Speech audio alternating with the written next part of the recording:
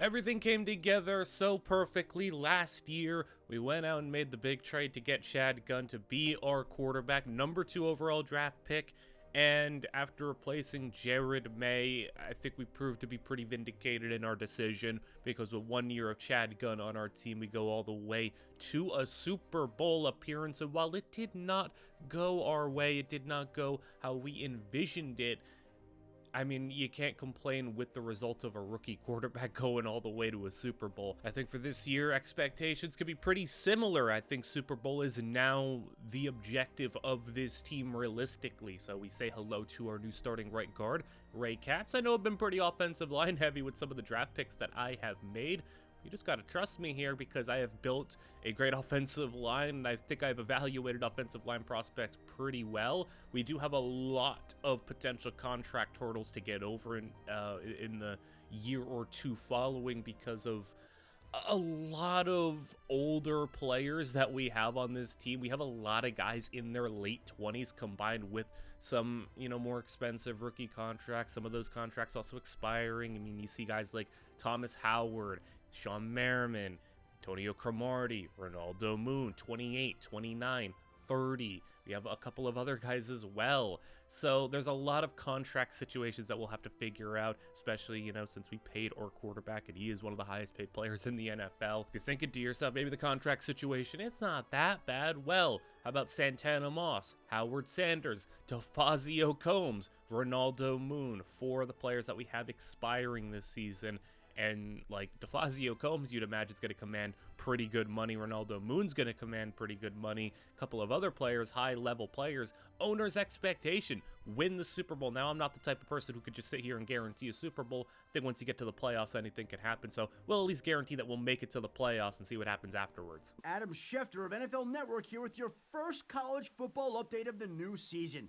There are a ton of good defensive tackle prospects this year, with guys like Albert Greenwood from Ohio State, Carnell Woods from LSU, and Antonio Arnold from Mississippi State coming out in this draft. Miami Hurricanes super freak tight end Cleveland Green is also back for his junior season, and he's trying to become the first ever tight end Heisman winner. After Green's 1,200-yard, 12-touchdown sophomore season, he might have a pretty good shot. Defensive tackle being a strength of this class is definitely what we want to see after, losing Tommy Harris and having some defensive tackle holes to fill. But we start game 1 of the season. They ain't going to make it too easy for us. Tampa Bay's been a consistently good team. We've met them in the playoffs before. They've won a Super Bowl in this franchise, I'm pretty sure, as is a 21-11 game. Tampa Bay has the football, though, despite being down by 10. You do have an injury. Robert Metcalf is out for the game, and we'll see if that's going to be a substantial injury for the future. But Tampa Bay with the handoff to the edge, it's going to be a solid little gain of 8, 3rd down and 2. Quick slant over the middle, and that's going to be caught. The quarterback, Troy Lamerson, he is the guy who they have kind of strapped the franchise quarterback label onto, and he is delivering and getting them to the 21-yard line. Curl route going to be caught, turning a defender around. Mike Williams for the touchdown. Now just a 3-point deficit. Play action. Chad Gunn, first pass we get to see from him this year. It's going to be caught by Santana Moss for a 1st down. They go Cashman on the handoff. This time he's going to get 4 yards on the play. 2nd down and 6 under center. Quick drop and a sling outside, and it slips out of the hands of Cashman. Would have set us up at a better 3rd down. Instead, we go to check down to Antonio. Is going to have the 1st down. And now with 5 minutes to play, a draw is going to get blown up in the backfield. 2nd down and 12 as Gunn is going to fire one right into a defender's hands. Intercepted. Wasn't often last year you seen Gunn throw 4th quarter interceptions. That's Lamerson right down the middle, and that should have been ours, and it was just completely missed right into the receiver's hands. And Tampa Bay in position to tie. They want the lead. We got to stop in the backfield, but Lamerson throwing, and that's swatted at the line. Great job by the defense. 3rd down and 12. Can we force the tie as Lamerson, middle, caught, he gets hit, and they give him the 1st down. He got hit so hard he flew right past the 1st down marker, and now Lamerson is going to float one outside. That's going to be a fullback catch for a gain of 3. 2nd down and 6, and right up the middle, fumble, but Emerson picks it up. That's how you shoot a gap, level a running back, set him back to 3rd and 10, as they will have a sack, and the guard couldn't pick up the block, and they will settle for a field goal try tie game, as Tampa Bay successfully made a 10-point comeback, but we got the football right back with an opportunity to do something here. D'Antonio with a catch underneath, gets a block on the outside. D'Antonio is not the fastest tight end, but he's just fast enough. Lance Spence hit a key block on the edge, and a 75-yard catch and run touchdown by Aaron D'Antonio, the tight end.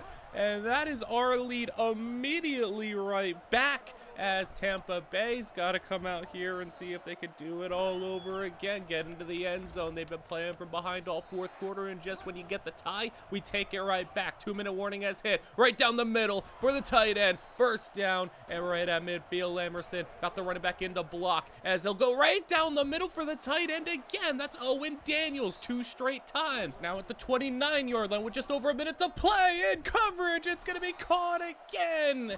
And from the 13, Emerson delivered for the end zone, touchdown. And that is a tie game. The defense kind of letting us down a little bit right now, as we're trying to get something going to try to avoid an overtime. It feels like we go to overtime quite a lot in these week 1 games. As a 1st down, no, they're going to call it 3rd and inches. Now we get the 1st down with the fullback on the ground.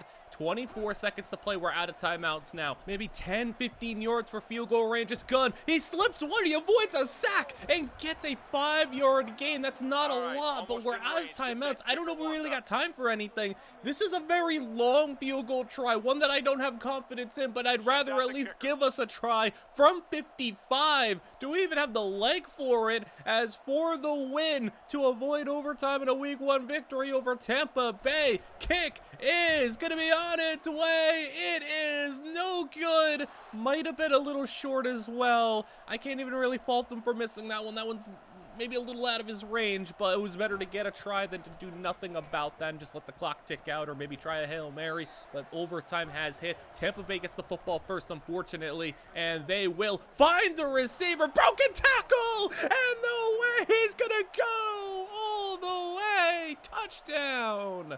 Tampa Bay has stunned us in week 1, and that is brutal for us to go home with a 0-1 record, as much like last year, we lose in overtime to start the season. Now, last year, it turned out to be just fine because we went out and won just about every other game the rest of the way, it feels like, but it's just unfortunate that we've had some week 1 struggles in this series, and we had a 10-point lead when we hopped in.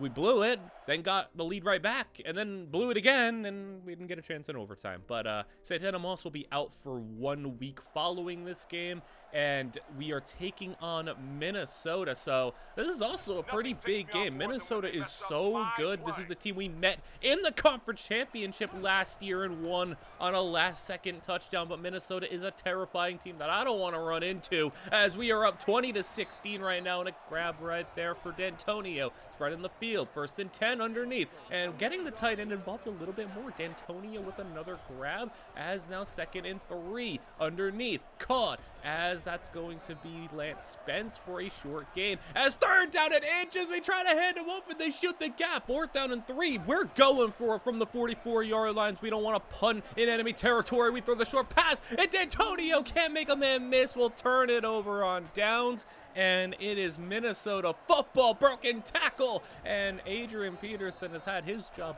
thoroughly replaced by Dino McLaughlin, as he is going to have the 1st down carry and get himself to the 45-yard line, as now pass right outside, gonna be caught, and a 1st down. And as Walters drops the throw, he's getting immediately sacked. My goodness. Only be a loss of 2, but still 2nd down and 12. They got a little block and release, and the tight end leaking out. A tight end wearing number 5, which is interesting, but he gets the 1st down to the red zone. They go. Threatening to take the lead. lead. Check down underneath. It's going to be broken up. Pressure got in again. 3rd down and 10 now as they pick up the blocks this time, but no one's getting open. And eventually, it seemed like they had a little bit of space, but that pass was broken up, and a field goal try is going to be good. So we're going to take that as a win. But this Minnesota defense is the real deal, just as their offense. So we're going to hope we can come out here and not have to put our defense in a spot where they have to defend a 1-point lead. Can we get some more points on the board? At least take out some clock maybe, as under 4 to play underneath. And again, the tight end getting involved. 4th down. We're doubling down, going for it again. 2 yards out. Cashmont takes a direct snap. He's got the 1st down past midfield. And you double down. It didn't work the first time, but we got it to work the second time, as now a rollout right down the middle, and D'Antonio for the 1st down. Caught for a gain of 13. That was the same play. We threw the game-winning touchdown against Minnesota in the conference championship, so we ran it again. It worked out pretty well for us. 3rd down and 5, as it's going to be a check down underneath. How about the fullback getting involved out of the backfield? 2 minutes to play. We're running this clock effectively. Broken tackle, and Cashmont not going to go far, though. Just a gain of about a yard or 2. 2-minute warning has hit. Cashmont on the draw. He'll set us up 3rd down and 5, but we are going to the air this time around. Gunn trying to help seal this game. And that ball just too far out of bounds. We'll have to send out the field goal unit. It's a short kick. That one's through the uprights, and we have a 4-point lead, so Minnesota's going to have to go out and score a touchdown. Same situation they were on their last drive, as it is a 1st down grab, gain of 10 off the bat. Walters got a man off the edge, and it's a nice route for the receiver. He broke 2 defenders on that one. Minute 20 to play from midfield. He gets sacked, and back to the line they go. Calais Campbell got in there, 2nd and 18. That pass is intercepted. Defender was sitting on it, and he's going to take it all the way. Touchdown, Washington, and sealing this game up potentially with a pick 6, as when we force teams to play desperate, to try to make big plays, we capitalize better than any team you will ever see, as we get a pick 6. That's where all of our defensive touchdowns come from, is these, 1-score games where the teams are trying to pull something together, force something. If you make a mistake against this defense, it will not just be a deflection. It will not just be an interception. It'll be a pick 6, as time is running out for Minnesota. 4 seconds to play. This is going to be likely the last play of the game. And unfortunately for Minnesota, there's no 11-point play in the playbook for them. It's incomplete, as Chad Gunn does throw 2 interceptions. Minnesota's really been able to make Chad Gunn make a couple of mistakes, but he comes through in the end. Cashmont with a 92-yard game. We'll take that all day. DeFazio Combs with 97 yards. And look at Greg Long stepping up in the absence of Santana Moss with a 60-yard game and a touchdown for him. Interceptions, Thomas Howard, Antonio Cromartie, but Marty Good. That's going to be a little unfortunate. We lose our fullback for 2 weeks, but that's, not the worst thing you could lose, as it's going to be a game against Dallas, kicking off our divisional schedule, maybe toughest division in the NFL. We start with a wide open man. Welcome back, Santana Moss. You got gifted a free grab there, as it's going to be play action. Throwing open man, D'Antonio, touchdown. And this is a lot of production for tight ends. We have not seen quarterbacks on this team, namely Jared May, attack the tight end very much, but we have a quarterback who knows how to get the football to our big guy out there. 35-17 is your score, and things are looking great in this first game against Dallas, as Dallas has given us some troubles. I mean, every team in this division has, the Giants especially, but if we can, at least get a level above teams like Philly and Dallas, it'd be a real help, because we have a division that has like 2 to 3 teams go to the playoffs every single season. But how about a pick 6 again, back-to-back weeks? 42-17 is your score, and this one, probably all but over, unless Dallas could pull off something crazy here, but I don't think it's gonna happen. 5 minutes to play. We have another injury, so hopefully that's nothing too serious, but Dallas is gonna have a 1st down inside the 30-yard line. 4 minutes to play. We'll see if they pad on any empty statistics, any stat padding going on here, some garbage time stuff, as it'll be a pass right over the middle, intercepted again, and this time he's going to be tracked down, but Dallas throwing another pick, and a broken tackle here. Look at that! Nice run, Cashmon.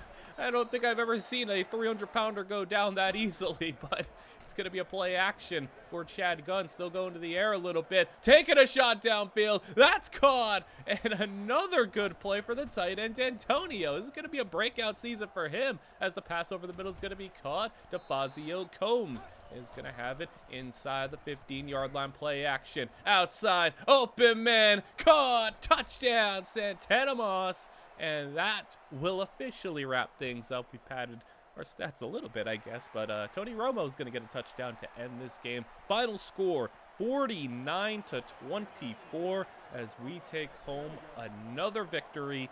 And, you know, that Tampa Bay game, you know, maybe only a couple of weeks ago, but very much in the rearview mirror. Chad Gunn, a perfect passer rating, and Calvin Cashmont with 131 yards, 3 touchdowns. Offense was perfect today.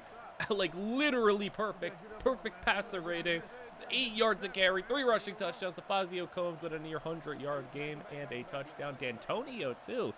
Very impressive to see what the tight end has done for us so far this season. 3 interceptions by the defense as we hop in to game number 4 on the year. It's against the Detroit Lions, who they've been a dumpster fire of a team throughout the course of this franchise mode. And I don't know what else you'd expect from, you know, basically going into the 0-16 Lions.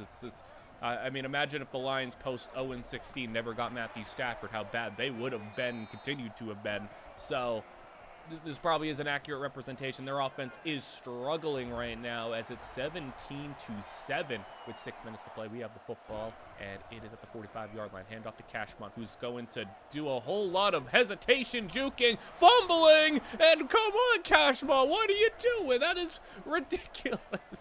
I don't even know how to justify that one as a coach. You had a lot of room, and then you got rid of it, and then you created more room, and then you just kept juking and moving, and then you put the football on the ground. So Cashmont's had a lot of fumbling issues. It's been frustrating. Hopefully, you know, it doesn't come back to bite us too much as a fumble there for the Lions. They scoop it up, so they got 2 fumbles to go their way, and they get sacked this time around. 3rd down is going to hit with another sack. 3rd and 20 as they'll drop to throw. Deep middle, caught. Nice grab, nice throw, and now inside the red zone. As they'll go outside, up in the air, jump pass is caught inside the 5, down to the 2, and the Lions are going to pull themselves within 3 points, and we could have an upset brewing here as Cashmont wanted to put the football on the ground and give them an opportunity to get back into this one. Offense just 17 points on the board compared to the 49 they put up last week. Definitely not as prolific, but they are going to have a 3rd down and 6. Gun to throw it. He's going to go for DeFazio Combs, who's making the ground, breaking a tackle. DeFazio Combs is going to get inside the 35 to the 31. 2-minute warning has hit as Cashmont is going to try to make up for that fumble. 3rd down and 2. Give it to Cashmont. Direct snap. He's going to break a tackle and get the 1st down. Cashmont delivering a clutch run there. How about Robert Metcalf now? Juke move. Metcalf, 1st down. Game over. And Chad Gunn throws for 340 yards, 2 touchdowns and an interception, but a great performance again. 20 of 26 passing, and the offense, I mean, Cashmont not quite as good on the ground this time around, but Lance Spence has a big 132-yard game. DeFazio Combs with 97 yards and 2 touchdowns, and he's trying to equal the 22-touchdown season he put up last year. Hello, everyone. Adam Schefter of NFL Network here with a college football update. Michigan State's offensive left tackle Mike Emerson is emerging as the premier offensive line prospect in this year's draft. He's a gifted athlete who simply engulfs defenders at the point of attack. Expect him to be the first offensive lineman off the board in April. Miami's Cleveland Green had a huge game against number 10 Virginia, where he caught 12 balls for 190 yards and 2 touchdowns. Texas Tech wideout Reggie Braxton is lighting up the record book so far. He plays in the pass-heavy Red Raiders offense, which currently leads the nation in passing attempts, yards, and touchdowns. It's one highlight after another for Texas Tech. Even though pass catchers far from our needs, it's some good ones up there. Cleveland Green, how awesome would it be to have him on the team, especially with, you know, seemingly some utilization of the tight end, getting acclimated in the offense a little bit. If we had bit of a difference maker on there. Be nice. Don't need a tackle. Well, we might not need a tackle. We'll see if we can keep Howard Sanders around. So, I mean, maybe, but I doubt we're going to be able to get that high for a tackle, nor should we really. Reggie Braxton, you have to assume he was Chad Gunn's teammate once upon a time, and he's still putting up big numbers post-Chad Gunn, so maybe a little reuniting of the Texas Tech teammates. But on the note of contracts, Howard Sanders, this is the deal he is looking for. How about a 4-year contract worth about 15 to 17 million? And I know maybe on paper that doesn't look too bad. That's about roughly 4 years, 4 million per year. I'm actually not really all that interested in giving that one out, at least not for now. We will see. Now, this is one that really shocked me. Ronaldo Moon. Consider me stunned at the price tag he is asking for. How about a 6-year, $54 million contract, so $9 million a year, which that would essentially make him like one of the 5 highest paid cornerbacks in the entire league. I don't think we can justify giving that to him. As good as Ronaldo Moon is, I just don't think we have the money for that.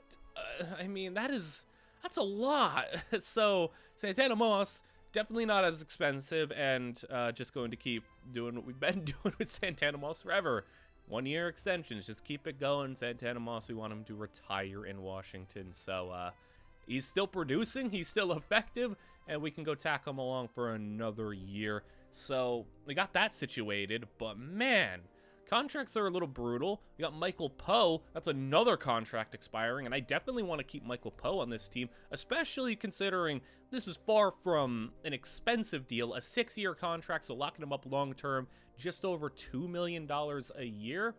I would love to keep Michael Poe on that type of contract, especially since he is a very nice utility piece for this team. Not only does he play middle linebacker, he can play any of the linebacker roles that we have. Left, right, you know, the middle as our number 1 middle guy or as our number 2 middle guy. You know, Martin McPeak has come in. He's kind of helped us out a little bit.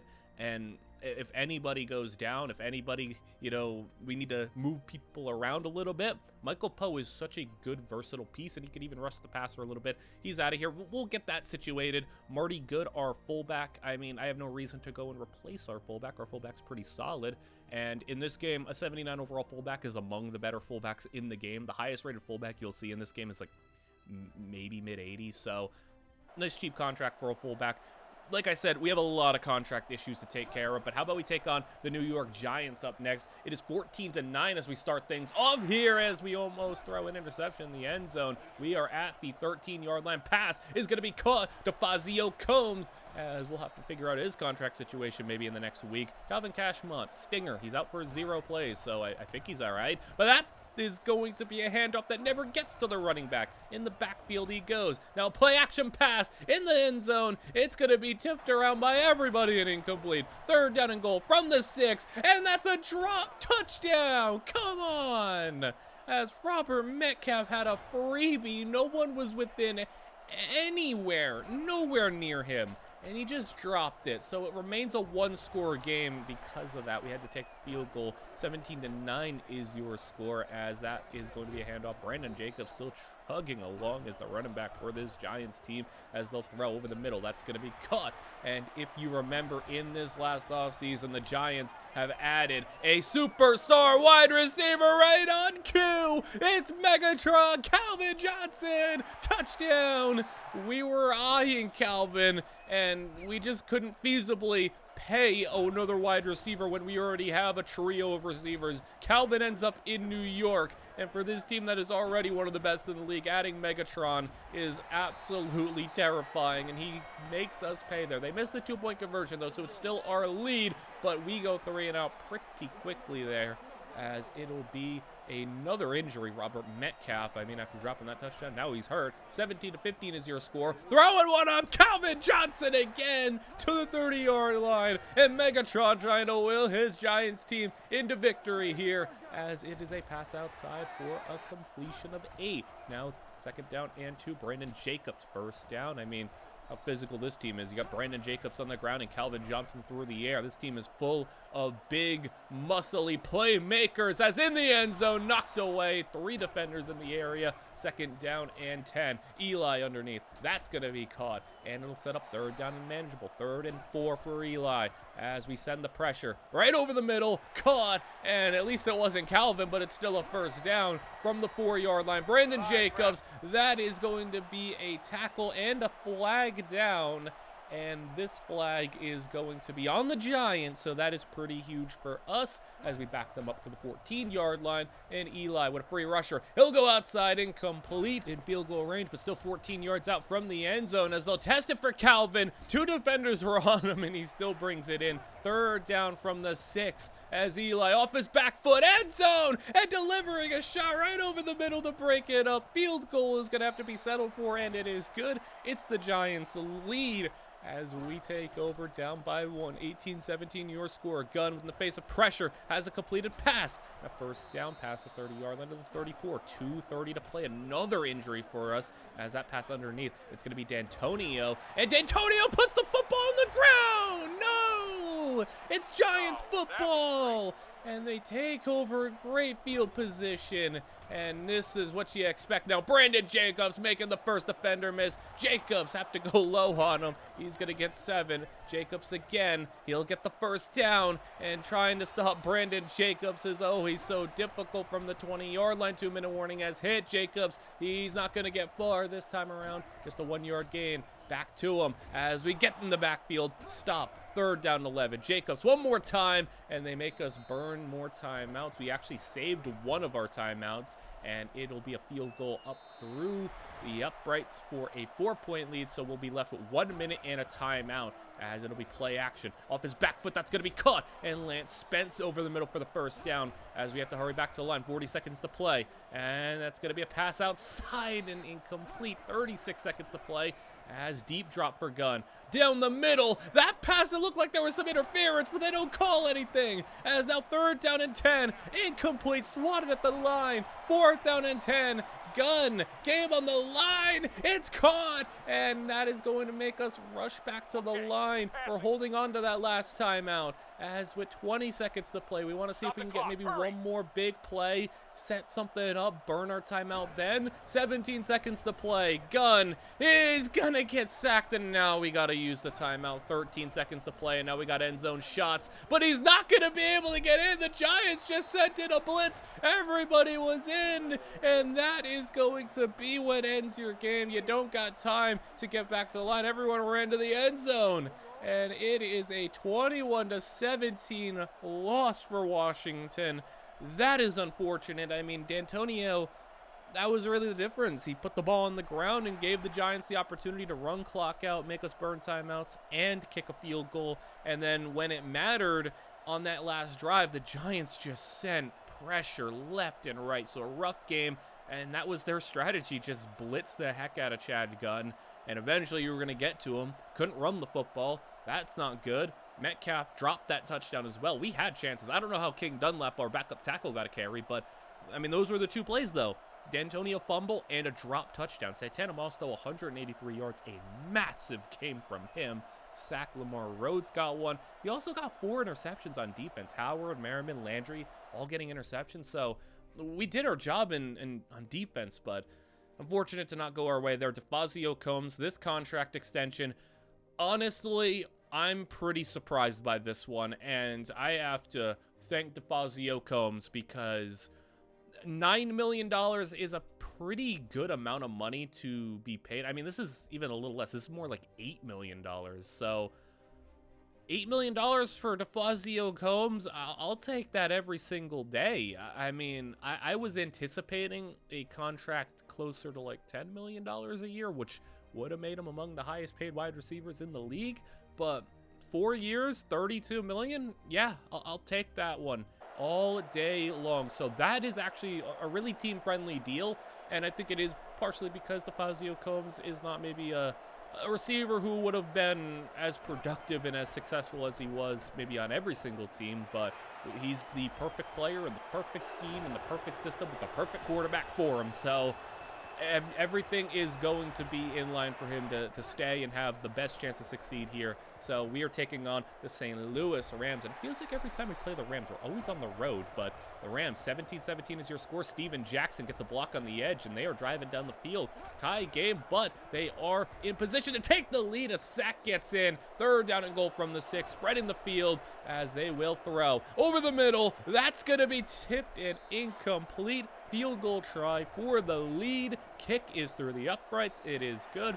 20-17 your score. Don't want to lose 2 in a row here, as even though we've lost 2 games so far on this young season, doesn't really feel like we're playing all that bad of football. Lost in overtime and lost a tough one to the Giants, who are just such a good team. I mean, you can make an argument that the Giants are consistently like the best team in the NFL. One of them at least, as that pass outside. Gonna be caught. Lance Spence with room to run, and Spence is gonna get 18 yards. Now counter handoff. It's gonna be Cashman. Not going anywhere. I mean, he just is a little bouncy at times. He should really, just maybe cut it inside every once in a while. As that pass right down the middle, 22 yards to the 1-yard line. How about a rare QB sneak? Chad Gunn with a rushing touchdown. And that is our lead, 24-20 with 2:40 to play. Now we're in a position where our defense gets to play in their element with a 1-score lead late in the game. That is where this defense is at their best, as Steven Jackson is going to get 10 yards, 3rd down and 1. They're trying to keep it on the ground, and it's working for now, but eventually you got to go to the air, as they'll throw finally, as they got pressure in, and he gets the pass off. That's going to be caught. Impressive throw and catch. Okay, 38-yard line. That's going to be a quick throw and a completion, keeping it moving. 32-yard line. We got an injury, but we'll take care of that at another time. That pass on the outside, got his feet in. Now 23 yards out with 1:20 to play. That pass caught, and he's right at the marker. They call it 2nd and 1. Dropping to throw from the 14. Passes jumped and intercepted, and guess who it is? Just like it always is, one of these quarterbacks. If it's not Ronaldo Moon, it's Antonio Cromartie. If it's not Antonio Cromartie, it's Ronaldo Moon, and it is a pick 6 and a game ender, as it was Ronaldo Moon. He's asking for a lot of money, but maybe he's worth it with some of the plays that he is making every single time in these clutch situations. 31-20 is your final, and the defense, it's just impressive how they keep doing it in these situations. I mean, how do you always get this 1-score lead, and by the time you see the football again, I mean, the game is over. It's a 2-score game, and Ronaldo Moon and Antonio Cromartie each grab an interception. Martin McPeak, Michael Poe with the sack, and we have to continue negotiations here. Speaking of Michael Poe, I would like to give him the $10 million contract, but at the same time, I understand that he might just want the 12. Yeah, we'll get that situated. We'll pay him the $12.9 million. Just wanted to see if I can get away with it a little bit cheaper. I'm trying to save money anywhere I can. Braylon Drew, another contract extension potentially here. So Bo Drew, one of our first draft picks, a 5-year deal is what he is looking for. And I know you may look at Braylon Drew and think, I mean, you don't need to keep him and, $3 to $4 million. But, like, I like Braylon Drew a lot, and I want him on this team. He is such a consistent mainstay player. You need to have your maybe a little bit cheaper role players on the team. It's not always about the superstars, and Braylon Drew is a perfect scheme fit, a awesome number 3 corner. In this game against the Chicago Bears, it is a all-out massacre. Also, 38-3, now 41-3 is your score. So this Bears team, I think we blew them out like last video too, or the video before. I think we blow the Bears out a lot. Like, it's another touchdown too. My goodness. 48-3, as it's just still 2 minutes to play. They can't do anything, as the Bears, are they finally going to get into the end zone late in this one? A minute to go, inside the 30, and the Bears, right with less than 20 seconds to play, will finally get into the end zone. So defense couldn't keep them completely out, but it's 48-10, your final. And a massive game from this team on both sides of the football. 400 yards, 4 touchdowns, and a pick, as another impressive performance from Chad Gunn. Another just prolific day. Run game was nothing special, but Santana Moss with 165 yards. Stefazio Combs with 2 more touchdowns. Cashman with a touchdown. D'Antonio with a touchdown. So pass catchers getting the job done. Michael Poe 2 sacks, Braylon Beaudreau right on cue. You know, I pay him a contract, I try to justify it, and there he goes catching an interception, man. Braylon Beaudreau, maybe not a superstar, but a really underrated player and an awesome player for this team that I love. Adam Schefter of NFL Network back with another round of college football updates. Notre Dame finally lost its first game thanks to safety Willie Turner and the black shirt defense of Nebraska. The Irish's 27-6 shellacking is a new low for such a historic program. Junior quarterback Brad Beckham is making huge strides this season as his Trojans are 8-1 and in sole control of the Pac-10 race. Another name you'll start hearing soon is Brett Zumwalt of Wake Forest. He's an underclassman with a huge arm, and scouts I've talked to have him pegged as an early to late first rounder if he decides to come out this year. So all I have right now, folks. See you next month. We now find ourselves on the road at Green Bay. It's 24-12 and kicking off the fourth quarter. Green Bay's in scoring position with the grab there. 1 first down puts them in the red zone. Play action. It is going to be a throw from McNabb underneath. The fullback has got it, and he's going to rumble in for the first down. This Green Bay team has built themselves up a lot of old veteran players, one of them being a former great of our team. Clinton Portis with the handoff, and Portis is going to get stopped in the backfield. McNabb and Portis, 2 NFC East greats, now in Green Bay, and McNabb for the touchdown as he delivers a 24-19 score now with a 5-point deficit. It's up to the defense to try to do something, and a fumble here, and another fumble. Come on, guys. It's going to be Cashmont putting it on the ground again. Santana Moss picked it up, and he fumbled it. I don't even really fault Santana Moss as much, but Cashmont's not fumbling the football. As McNabb has the football back, he's going to toss it out. Clinton Portis has blockers. 1 man in front of him. He's going to break the tackle. Clinton Portis is turning it upfield inside the 5. Green Bay can have a quick turnaround to take this lead. Portis is in. Touchdown. And a 2-point conversion. McNabb with the play action, flowing it outside, and that's not going to be anywhere close. But we are down by 1 now because, once again, a fumble has put us in a bad spot as that pass thrown to the outside. There you go, Lance Spence. But, I mean, the fumbles, it's mainly Cashmont. I know D'Antonio had the one against the Giants, but it's mainly Ben Cashmont. And there comes a point where we just need to figure out what the heck to do with this dude as he's going to throw over the middle. Gunn has another completed pass and inside the 25-yard line. We're moving it pretty nicely as a pass outside. There it is, Lance Spence again. Spence is so productive for this team as we're inside the 10 with 4 minutes to play. Another pass outside. That is going to be incomplete. Couldn't get his foot in bounds. And 3rd and goal from the 8. Gunn, he's going to go down the middle, incomplete. We'll take the field goal. We'll just try to take the lead here as it's going to be through the uprights. At least we haven't had a lot of field goal troubles this video. I mean, we had the miss in week 1, but I'm not even going to blame my kicker for, you know, not being able to hit the 55-yarder. But other than that, I mean, kicking's actually been, like, kind of competent for us today. I don't want to jinx it, but it's been all right. Clinton Portis on the ground as he's trying to get his Packers team into position for an upset. The Packers are nothing special this year, but I mean, they know us very well with Portis and McNabb having been on the team and faced us for many a years. That could have been intercepted, but the receiver thankfully snagged that one. It's not going to be a first down, though, as they'll punt the football away. We'll have it with 3 minutes to go. That's going to go right into the end zone, so we'll have it at the 20, and it's our time to try to run out this clock as Cashmont is going to take the direct snap, and he's going to fumble the football again! Come on, Cashmont! No! Stop with the fumbles. Toss it out. Clinton Portis, he's got a block. He's going to turn upfield. Portis has got into the 16, a gain of 13, and McNabb outside got a wide open man inside the 10. I feel bad for our defense. They're being set up right now. McNabb into the end zone. That pass is going to be incomplete. That was bobbled around. Luckily for us, he eventually dropped it. But, I mean, even still, it's all sides on the defense. So, I guess I can't feel bad for the defense there. You messed that one up. It's going to be first down and goal from the 4. 2-minute warning as hit as McNabb spreads the field. Quick pass to the outside. Touchdown.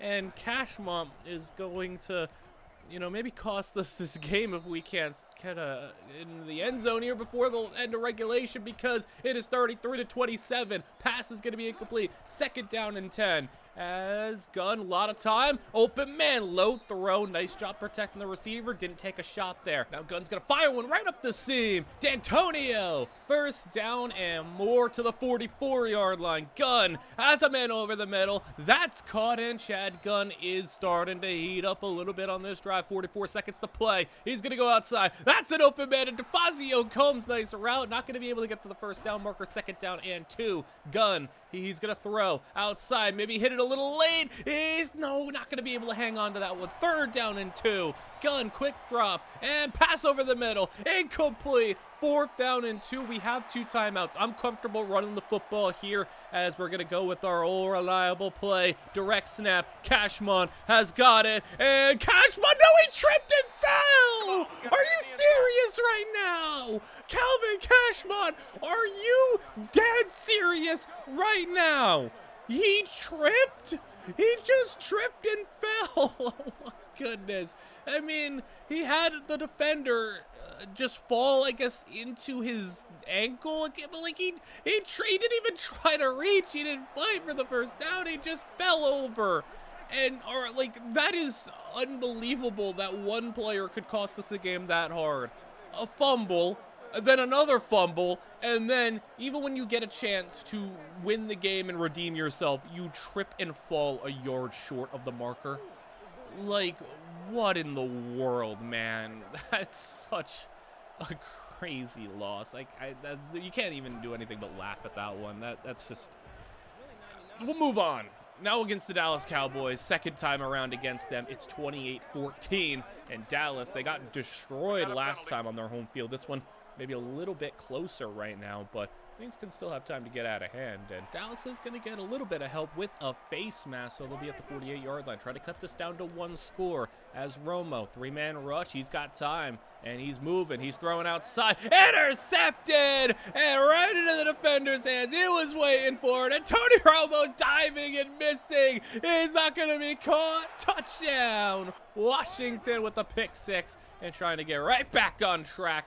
Another pick 6, and Dallas 35-14 is your score, and it could be another runaway against this Cowboy team as that pass going to be caught. Still not quite out of it yet if he can go and put this ball in the end zone, but not looking good right now as that's going to be a great throwing catch. Nice job there, Romo delivering past midfield to the 45-yard line. Run up the middle. Marion Barber. This has been the quietest Marion Barber day we have had in any of these videos. He puts it on the ground. We scoop it up. And if you can't let Marion Barber run all over this defense, it doesn't seem like Dallas can do much else. We'll take it back. And a play action. Gunn, nice job selling the fake there. Over the middle, Santana Moss making a man miss, and Santana Moss is gone. Touchdown. 64 yards, and that'll end the game. How about another perfect passer rating from Chad Gunn? Just about a 300-yard day. Same amount of touchdowns as he had incompletions, and Santana Moss has had some really big games this season. How about 160 and a touchdown? So Santana Moss may be trying to finish his career strong, and he's been so good as he is aged into his mid-30s. But we're going to take a little look at the division right now. 6-3 is our record. The win the Giants had against us is really what's keeping them ahead at 7-2. And interestingly enough, how about the Seahawks and Jared May sitting at the top of the NFC for the time being at 7-2? It's a pretty contested race at the top. You know, us, the Vikings, the Seahawks, the Giants, a lot of teams up there trying to fight for that 1 seed. How about another divisional opponent against the Eagles now? 20-20 is your score on the road as D'Antonio over the middle. That's going to be caught, setting up third down and 1. Handoff right up the middle. Cashmont, I mean, I can't even blame him. Nothing he could do there as it'll be Kevin Cobb throwing, and he'll have the football back for his offense, trying to pull something up here as they'll go at a handoff right up the middle. Cook is going to have it past midfield as they have effectively replaced Brian Westbrook pretty well, as that is going to be a flag, it looks like. And I think that's going to be pass interference. It will be on Washington, so Pass was a little over the head of the receiver, but it works out for them as they'll swing it outside. Cook, that's way behind the line of scrimmage. I don't know if you ever want to throw it to your running back like 6 yards behind the line of scrimmage. So Cobb now, 3rd and 13. Pass is going to be for an open man, but what a shot. Defender comes flying in to break it up. And in this tie game, D'Antonio open. He's going to have it past the 30-yard line, and there you go. 5.5 to play with another play action. And D'Antonio over the middle again. He takes an absolute shot, but hangs on. And how about this? Look at a little handoff to an offensive lineman. I mean, our fullback's been a little banged up this season, so we handed it off to Boone, the big 2nd-round draft pick at offensive lineman. And now a sack is going to be in for Chad Gunn, but doing a little bit of fun, gimmicky stuff there, letting our 6'9" massive human being of an offensive lineman carry the football. He could do a little bit more than block, I suppose, as an interception for the defense comes in, and we will take that football right back at midfield. And now over the middle, nice completion there, beat the pressure very nicely, and now in position to potentially take the lead here. It'd be 51 yards from this spot, but we want to get it a little bit closer, as that's going to be a carry for a gain of 5. 3rd down and 5, as Gunn is going to throw it down the field. It's incomplete, but there is a flag down, and it is going to be coming back our way with a pass interference. And I don't know if I fully agree with it, but we will take it. As Gunn outside, that's going to be incomplete. We'll quickly jump to 3rd down and goal from the 3. Boone is back in at fullback. We'll toss it out, and that's going to get absolutely obliterated. My goodness. Just never run a toss play again. That's going to be a field goal settled for, and we will give the Eagles the football back down by 3 as Kevin Cobb. The blitz coming in. That's going to be a completion. Nice job of the receiver to shield out the corner. That is now 3rd down and 2, and it's going to be another open man and another 1st down. Eagles down to 1 timeout, minute 20 to play. Pressure gets in. He got that through the defender. I thought that was going to be a swat at the line. It's going to be another 1st down, though. Eagles moving the football very effectively right now, and they're going to go outside. That's an open man. It's caught, and he gets out of bounds in the red zone, 19-yard line. Cobb with a quick drop. He'll throw over the middle. That's going to be caught, and the angle route for the running back's going to get him to goal to go from the 8. Cobb is looking, throwing, outside, intercepted, and Washington keeps on making the clutch plays in the clutch moments. Defense does it again. He's not going to be caught. It's a pick 6, and Washington will win this game. How does the defense do it again? It's Braylon Drew with the pick 6. Usually it's Cromartie. Usually it's a Moon. And I feel like ever since I've given Braylon Drew a little contract extension, showed a little faith in him, he's played a little bit better. And I love to see that, as Braylon Drew, maybe somebody who would be deemed a little bit more replaceable for some teams. I do very much value him as our nickel corner. I hold him in very high regard for about as much as you can for like an 83 overall player. I hold him in very high regard, 102-yard pick 6 to help us seal the game. And we have some interesting news to report on. How about Luke Rambis? He's won the MVP, putting up historical numbers 4 straight years to start his career. He has monopolized every single statistical record and individual achievement, but he's having a very down year relative to his standards. And right now, as it stands, 10 games in, Chad Gunn is topping the MVP charts. Rambis is 3rd. Mutt Bradshaw, interestingly enough, is sitting there at 2nd. But for now, at least, Chad Gunn is in the driver's seat to potentially win an MVP as we hop into game number 11. It's 24-14 against Kansas City. And on the first play, taking a shot for the end zone from the 11, not going to go our way. Now 2nd down and 10. Play action. Gunn, end zone, touchdown to Fazio Combs, 31-14. And quickly, we have taken control of this one in a 3-score game. 4th down as they punt the football away, down by 17. And then we go to Cashmont, break a tackle. How about 2? Calvin Cashmont is going to have one of his bigger runs of the year, and a gain all the way to the 34-yard line. As Gunn is going to roll out, throw down the field. Gunn has it, and DeFazio Combs, touchdown again. DeFazio Combs is so special, man. How does he do the things that he does? Up in the air, makes guys miss, puts a move on him. He's got speed, he's got hands, he's slippery. And speaking of slippery, look at these Chiefs players. That's a slippery play for him, and a 44-yard touchdown. So I mean, maybe the Chiefs could get back into this one if they can convert this 2-point conversion. Broken tackle, Larry Johnson not going to be able to get in.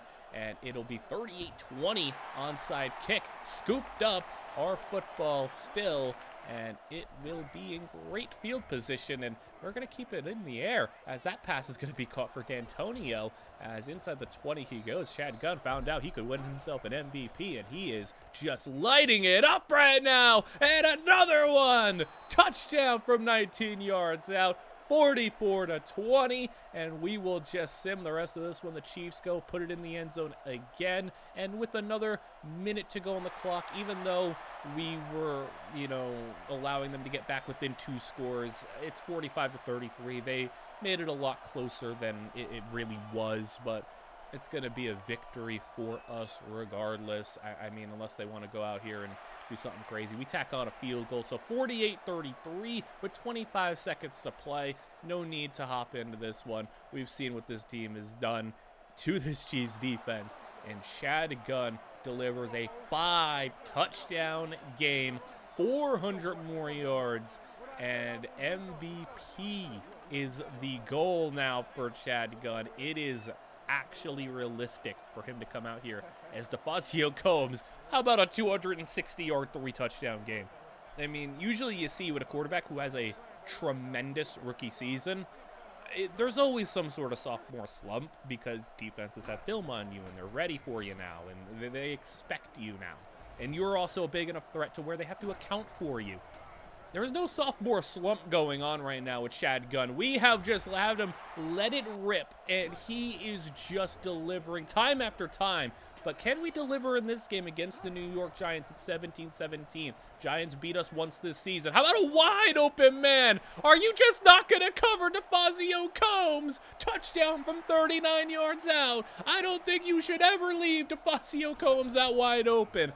24-17. I don't think you'll ever get an easier touchdown in your life, DeFazio, as we take the lead. But beating the Giants here will be pretty big for us. Get back in control of the division. If the Giants sweep us, they're the ones in control. First round bye is just so important in this tightly contested NFC race. You got so many teams fighting for that accolade to get that top seed or one of the 2 first round byes. It's us, it's the Giants, it's the Vikings, it's the Seahawks, a couple of these teams. If you don't win your division, you can't get that. And no matter what your record is, as the Giants are driving down the field, 19-yard line, as Eli will throw outside for the tight end. Mercedes Lewis has it at the 1-yard line. And now the Giants from 1 yard out. It's Brandon Jacobs, touchdown.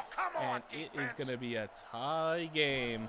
4:30 to play as the handoff outside. That's going to be a leveling for Cashmont. Also 4 as it'll be play action now. And Gunn looking, throwing over the middle. That's caught. No, it's broken up. And there is a flag down. Gunn is down in the backfield. And it is going to be a face mask. It looks like they might have, touched the face of Chad Gunn there after he threw the football. So maybe roughing or face mask, whichever one you wanted to call there. But it'll be 4 minutes to play. We'll lose another big amount of yards on first down. And now a sack. I mean, this first down rushing attack has really taken a step back. That's been one thing we haven't improved on this season as Gunn. 3rd down at 23. Pass is going to be caught. And Cashmont fumbled again. No, man. And Gunn, I am impressed that he was able to track him down with his 40 speed. But the Giants have it. And they tested Calvin in the end zone. It's going to be incomplete.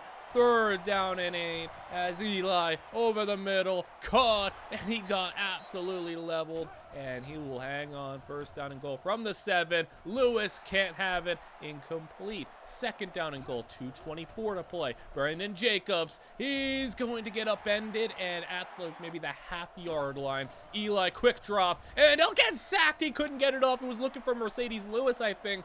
4th down and goal from the 2. Giants will take the field goal, but my goodness, man, Cashmont, stop just fumbling games away. It's only Cashmont, really. No one else be fumbling the way Cashmont does. Now, our backup running backs, our other players don't. Cumulatively, Cashmont has more fumbles by himself than the rest of this team combined. That is an issue. It's just him. As now it's 4th down and 10. We've quickly gone 3 and out, but can we not get a 4 and out for this Giants defense? As over the middle, Incomplete, and we will turn it over. Giants have control now. A first down will end this game, and right up the middle they go. Stopped again, trying to hold them to a field goal here. Right up the middle, and we will stop them. All right, field goal try. Kick is looking wide right. No good. And we have a chance to come back in this one to put up the field goal, go to overtime. Blitz sent in, and the Giants employing the same strategy again. Just keep on blitzing because eventually it will work, as it's going to be a wobbly throw. He got hit as he was throwing, but Combs has the catch out of bounds. Gain of 11. Another blitz sent in, as that's going to be incomplete. Just off the hands of two Washington players. 4th down and 7. A minute to go. Game on the line. Outside. It's incomplete. Could not hang on. And the Giants win and sweep the season series on us. Cashmont, man. 15 carries for 27 yards and a back-breaking fumble. I mean, I'm not going to sit here and act like it's all his fault. The run blocking needs to be better, but just hold on to the football at the very least. Welcome back for the final update on the college football season. We'll start off with super offensive line prospect Mike Emerson from Michigan State. He is yet to give up a single sack this year, even when matched up against some of the nation's top pass rushers like Austin Washington of Penn State and Kyle McClurg of Northwestern. Miami has maintained the #1 spot for a few weeks now, and the big rivalry game versus Virginia Tech is all that stands in the way of yet another national championship. With 4 games left to play, the division isn't lost, but we are essentially 2 games back, because even though we're 1 game back record-wise, the Giants have a definitive tiebreaker on us, so we would need to make up a 2-game deficit. It's very likely we need to win out, and if we want to win the division, that'll be what needs to happen here, because I think we are going to the playoffs, but there's a big difference between being the number 5 seed wild card and being the number 2 seed first round bye team. So we're going to see what we can do. We can only control what we can control. Just come out here, win our games, hope the Giants lose. We're taking on the Raiders. Always a tough matchup. Luke Rambis, 2 high-flying offenses. The teams that have put up the 2 best offensive performances throughout the last 5 years cumulatively, consistently they have been at the top of the record books, as that's a odd interception. I don't even know what to say about that one, as the Raiders take it back. They're up 31-28, and Rambis trying to not only get his Raiders team into the playoffs, but trying to get back into MVP talks, but he's throwing a pick right back, and Rambis gives us the football, and it is going to be Chad Gunn at the 27-yard line with time, but he's getting sacked. No one got open. That was actually amazing coverage, and this secondary of the Raiders is so good, as they're going to throw over the middle, caught for Santana Moss. When you have D'Angelo Hall and Nnamdi Asomugha, I mean, it's going to be hard to throw on this defense, as they are going to run the football to the 2-yard line. Handoff right up the middle for the fullback touchdown. We got the lead, and Rambis has to try to come out here and do something. It's what you'd expect from Luke Rambis versus Chad Gunn, though. You expect 35-31 high-scoring action. As that pass, what a shot over the middle. He couldn't hang on. We'll take that football right back, as now the handoff to the edge of Robert Metcalf. Big run for Metcalf, and he's going to get to the 47-yard line. We'll go back to Metcalf on the ground, and he's going to make a move, get to the edge. And okay, maybe Robert Metcalf getting moving a little bit. How about a play action this time around, as Gunn, not a fast runner. You can see every time he scrambles, it looks pretty funny, but he will get the first down completion to Antonio. As now the handoff to Metcalf again. And I guess we're rolling with Metcalf. He's holding onto the football at the very least. That's all we can really ask for. That's not going to go anywhere. Loss of 1 as play action. Throwing down the field. Caught to Fazio Combs inside the 10 to the 8-yard line. Game over. We ran out the rest of the clock. And how about that? You go in a big-time matchup against Luke Rambis. Rambis throws for 400 yards, but Gunn throws for almost 500 yards. Metcalf took the controls of this one, and it was because of Cashmont seemingly getting injured. Lance Spence with a 250-yard 2-touchdown game. He was the star of the show today, as 2 sacks for Sean Merriman. Poe got a sack. Landry and Cromartie with interceptions. And Sean Merriman, That is a devastating injury, a Lisfranc injury. He is out for the season, and we will have to see what we can do about that one. And I mean, I did bring this up earlier, so yeah, Cashmont, he'll also be out for a week. We could have him back for the Charger game. Don't know, maybe like a game time decision. We'll see. But this is what I did speak about when I was re-signing Michael Poe. Michael Poe's a very versatile utility piece for this team, and Michael Poe will be kicking out to outside linebacker in the spot of Merriman, and then in the middle, Martin McPeak will assume the role as the number 1 linebacker, and then we'll cut back on some of our 4 linebacker packages. It's great to have that level of versatility on your team. Now, when it comes to this game against the Chargers, it ain't going their way. It is 42-24 right now, as we are running away with a potential victory here to get us to 10-4 on the season. 3 minutes to go. Chargers trying to pull it back, and nope, Thomas Howard with an interception. As look at Wilcox, one of the depth running back players that we have on this team, and he's getting a lot of runs right now.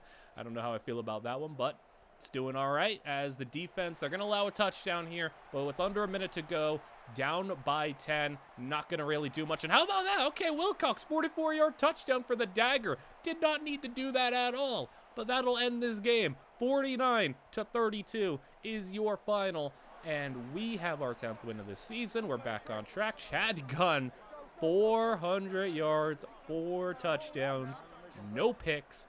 Another amazing game from him. And, I mean, MVP might very well be in his future right now. Wilcox, though, impressive showing from him. DeFazio Combs with 150 yards and a touchdown. Santana Moss with 120 yards. And then touchdowns for Metcalf, Long, and Spence through the air. Sacks, 5 of them for the defense. Middleton, Rhodes, and McPeak. And then Thomas Howard with the interception. So right now, the Giants are 10-4. We are 10-4. So the Giants did lose a game. It's a tie in the division, but they, like I said, got the tiebreaker on us. Seahawks look like they're very close to locking up that 1 seed. If the Giants lose one of their last 2 games and we win our last 2, we will be headed to a first-round bye. But in our way is the sneaky team right behind both me and the Giants. Going to try to win this division here is the Eagles, but is down 43-23 as the Eagles, if they were to have won out, Giants lose a game, we obviously would have a tiebreaker to settle against the Eagles. They would be in a spot where they could win the division and they could get a first round bye. A lot would need to help them out, though. They score a touchdown, down by 13. But how about Santana Moss on the return? Moss gets past the 40-yard line and 1 defender away from taking it all the way. At the very least, this game does have stakes in the sense that regardless of what the Giants do, we could lock up a potential 5 seed here. I mean, we could be playing 5 versus 6 here. Us and the Eagles could be those 2 teams fighting for that spot. So at the very least, we're fighting for that. But divisional implications on the line here as the handoff outside. Cashmont back from injury. He is going to get us to a 7-yard gain. Back to him on the ground. And a flag is down. And I think I know what that one's going to be. It is going to be a hold, so set us back. 2nd down and 13, so we're going to the air. Eagles send pressure, and off his back foot, delivers to Santana Moss. Get those yards back. 3rd down and 2. Handoff. Cashmont is going to slip his way through for the first down, and we have at 5 minutes to play at the 25-yard line. Hand off to the edge, and Cashmont gonna put it on the ground. Come on. It's literally just only Cashmont who keeps doing this. It's not even like a fumbling problem with our team. It's just Cashmont. Oh my goodness, I would give up a lot for Cashmont to stop choking these games. Defense, he got something for us here. Eagles trying to cut it down to 1 score. Under 4 minutes to play. Cobb is going to roll into pressure. It's a sack. And it's 3rd and 11 for Cobb now. He'll throw down the seam. Incomplete. What a collision. Weidenhofer, the receiver, just absolutely folded and flipped around. Eagles get the first down on 4th down. 1st down and 10 now. Catchy has to come back for the football. Doesn't get much. 4 yards on the gain. 3rd down and 6. Pressure comes in. Weidenhofer, this time not able to break up a pass. Eagles down inside the 5. They can pull within 1 score right here. Handoff. Cook is going to get stopped. Not going to get it there. 2-minute warning is hit. Cobb to the air. And it's going to be a one-handed grab. Touchdown. And the Eagles now are within 1 score, and I am terrified to give this ball to Cashmont, but he will get it here. He's going to get actually a pretty solid gain of 4 yards, breaking a tackle.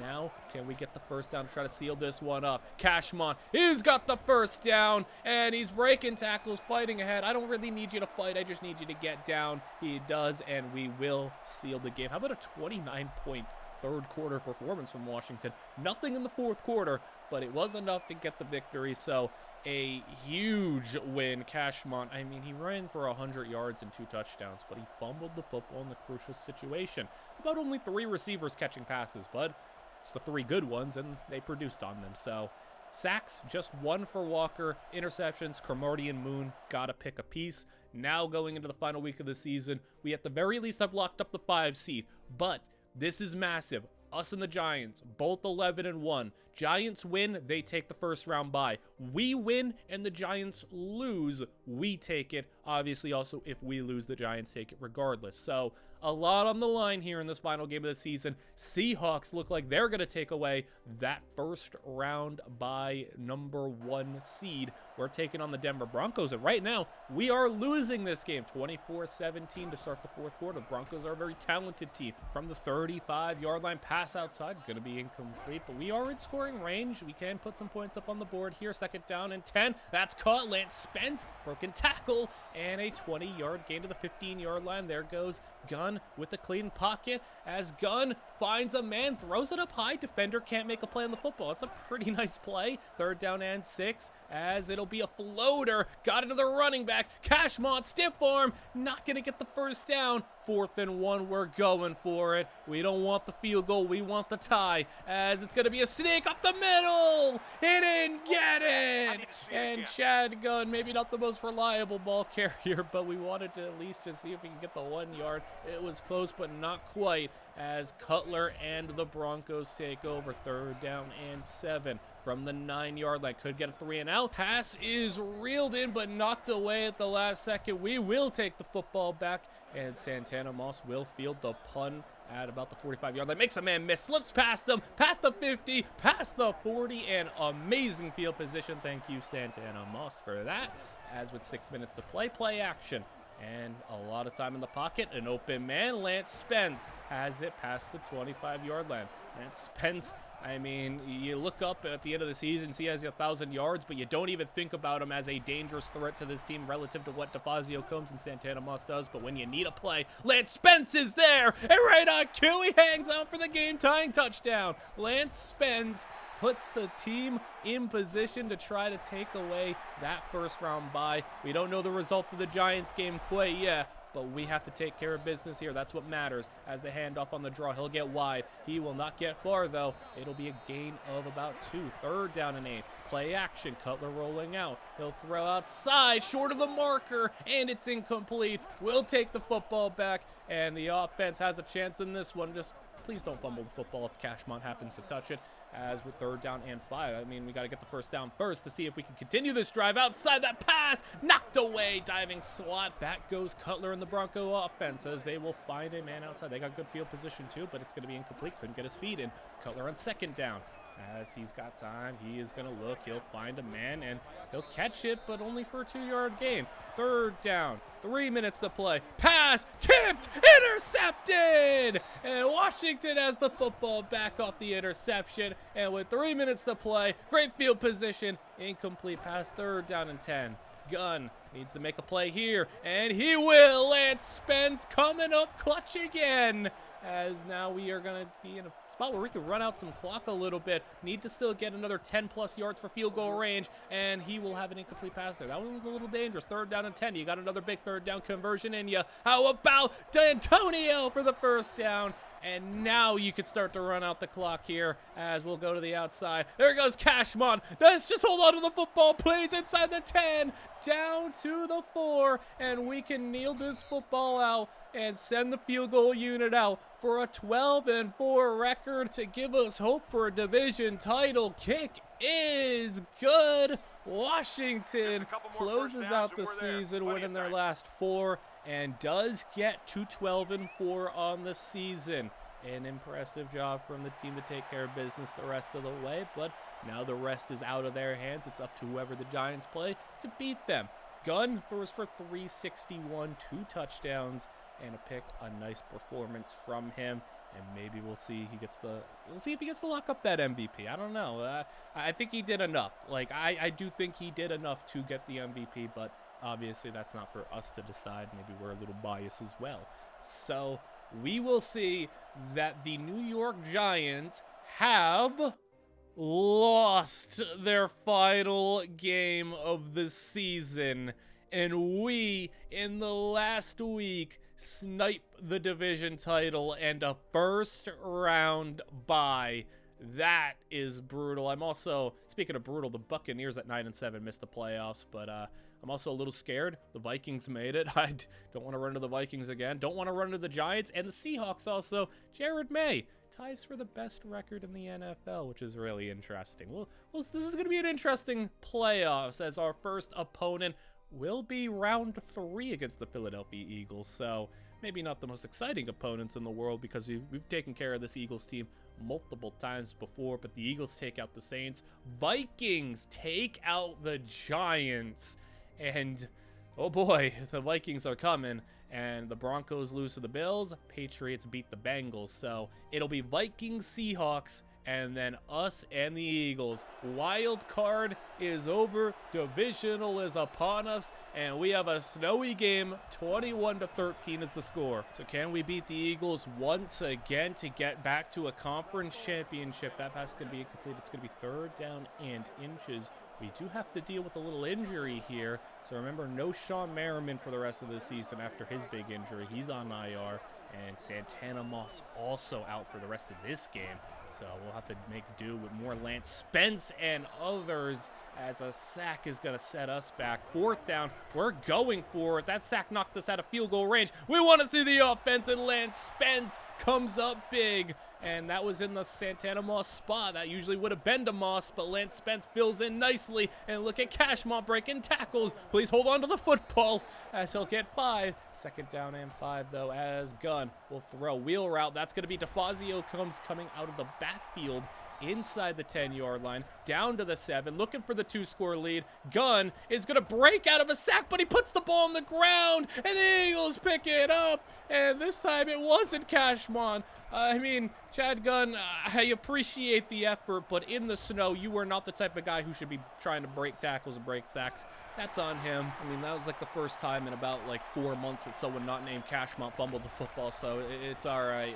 We just got to come out here on defense and do our thing. Down by 8 is the Eagles, as they will find a wide open man, and he will take a shot from Weidenhofer, but he hangs onto the football. 3rd quarter, under 2 minutes to play, as that pass is going to be caught and another shot taken, but he hangs on once again, as at the 22. Pressure gets in. He's not going to be able to get that throw off. It's a fumble, they rule it.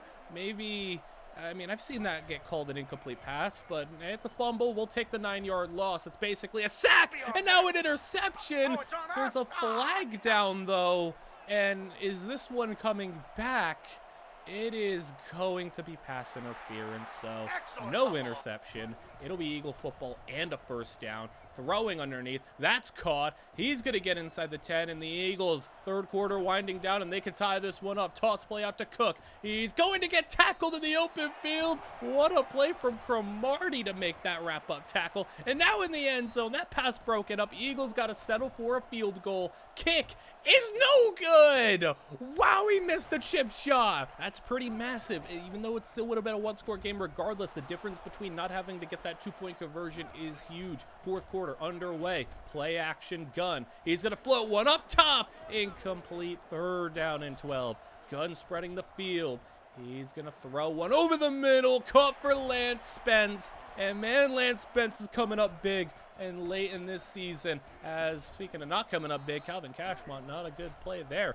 3rd down could be upon us at 2nd and 14, as Gunn will find an open man. Lance Spence again. And Lance Spence is heating up in a big way, as Cashmont is going to not have much there. Just a yard. 7 minutes to play, as Gunn finds Lance Spence again. How about Lance Spence having a big moment in his career? Up the seam, and that's a touchdown.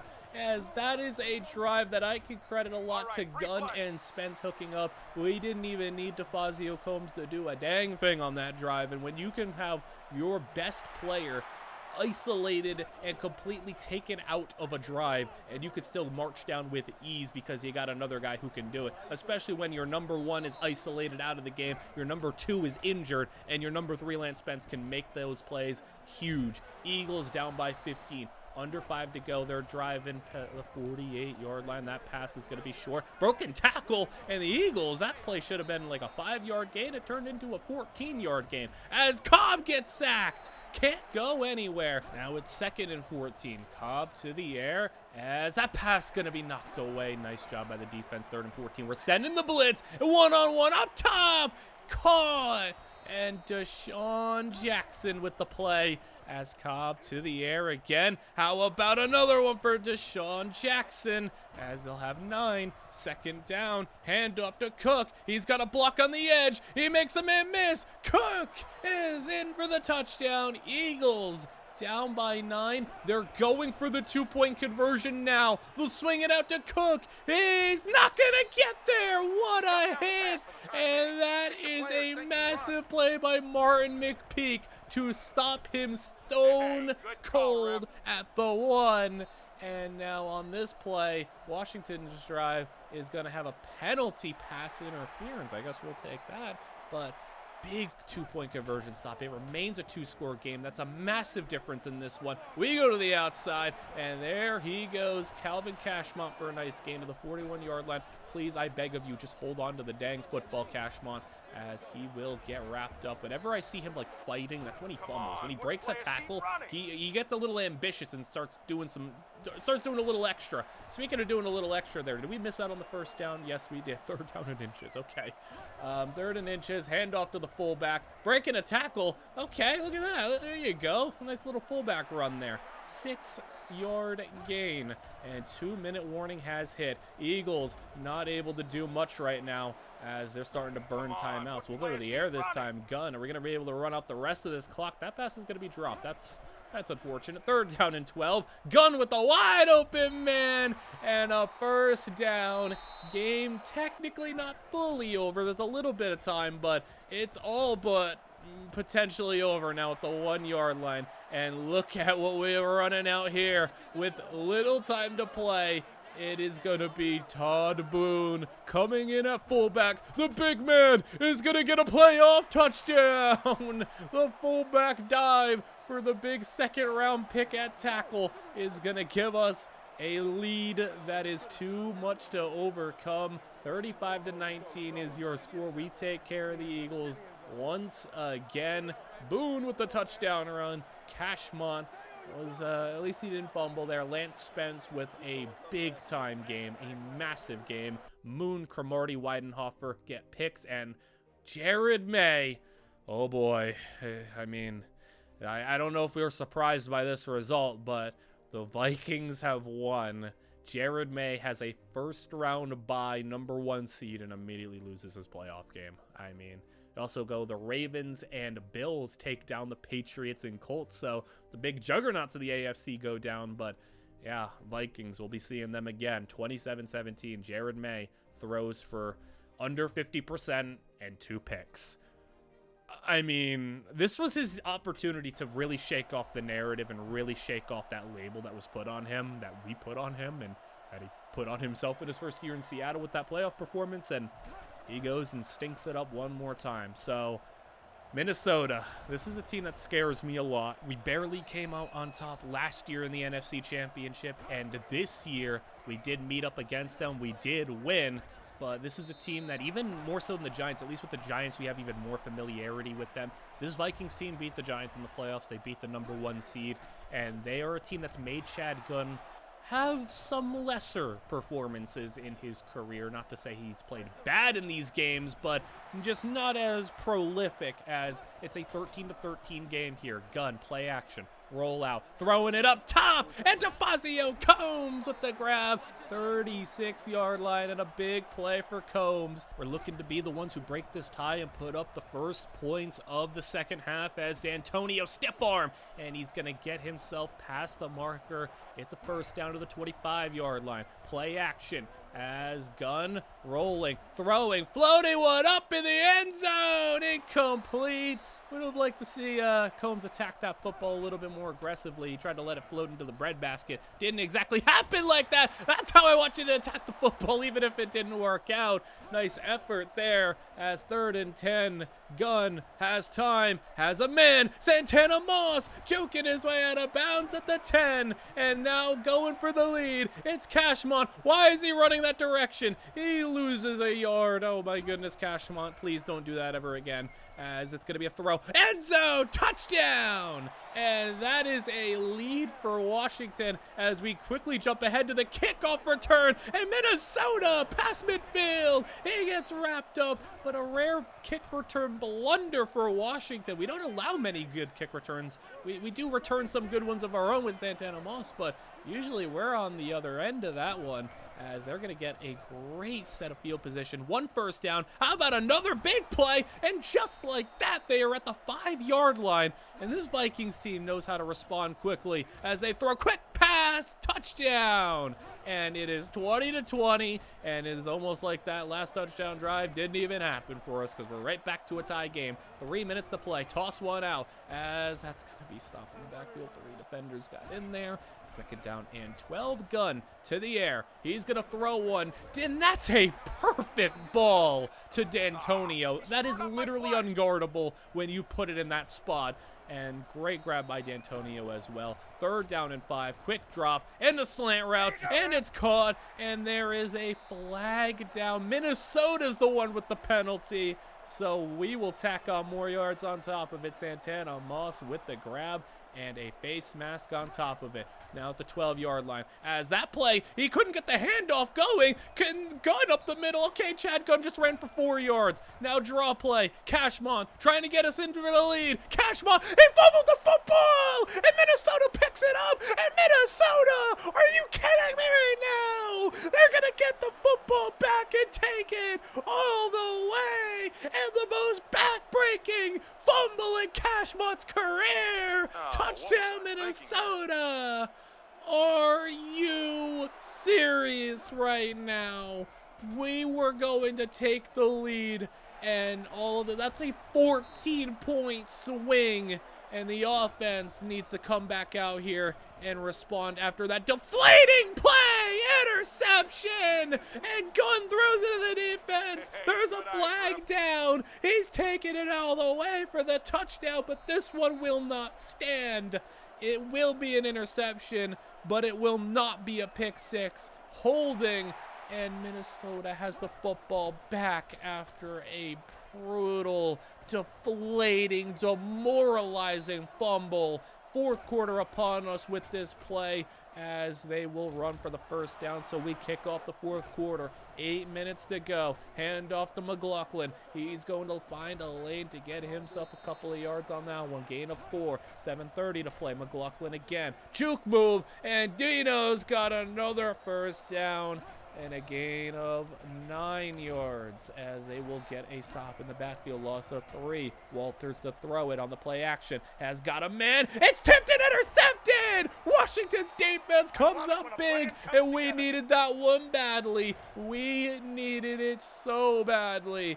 And it was a rare play from the backup safety, Brandon Bellamy, coming onto the field. An unlikely hero potentially for us, as we get the football back in a first down completion there. 12-yard gain, as it'll be a drop to throw. Open man, D'Antonio over the middle. That's going to be a 3rd down and 1 situation. 3rd down and 1. We will give it to the fullback, who tries to run a little horizontally. I'd prefer a little bit more north and south. It's 4th down. Go back to the fullback.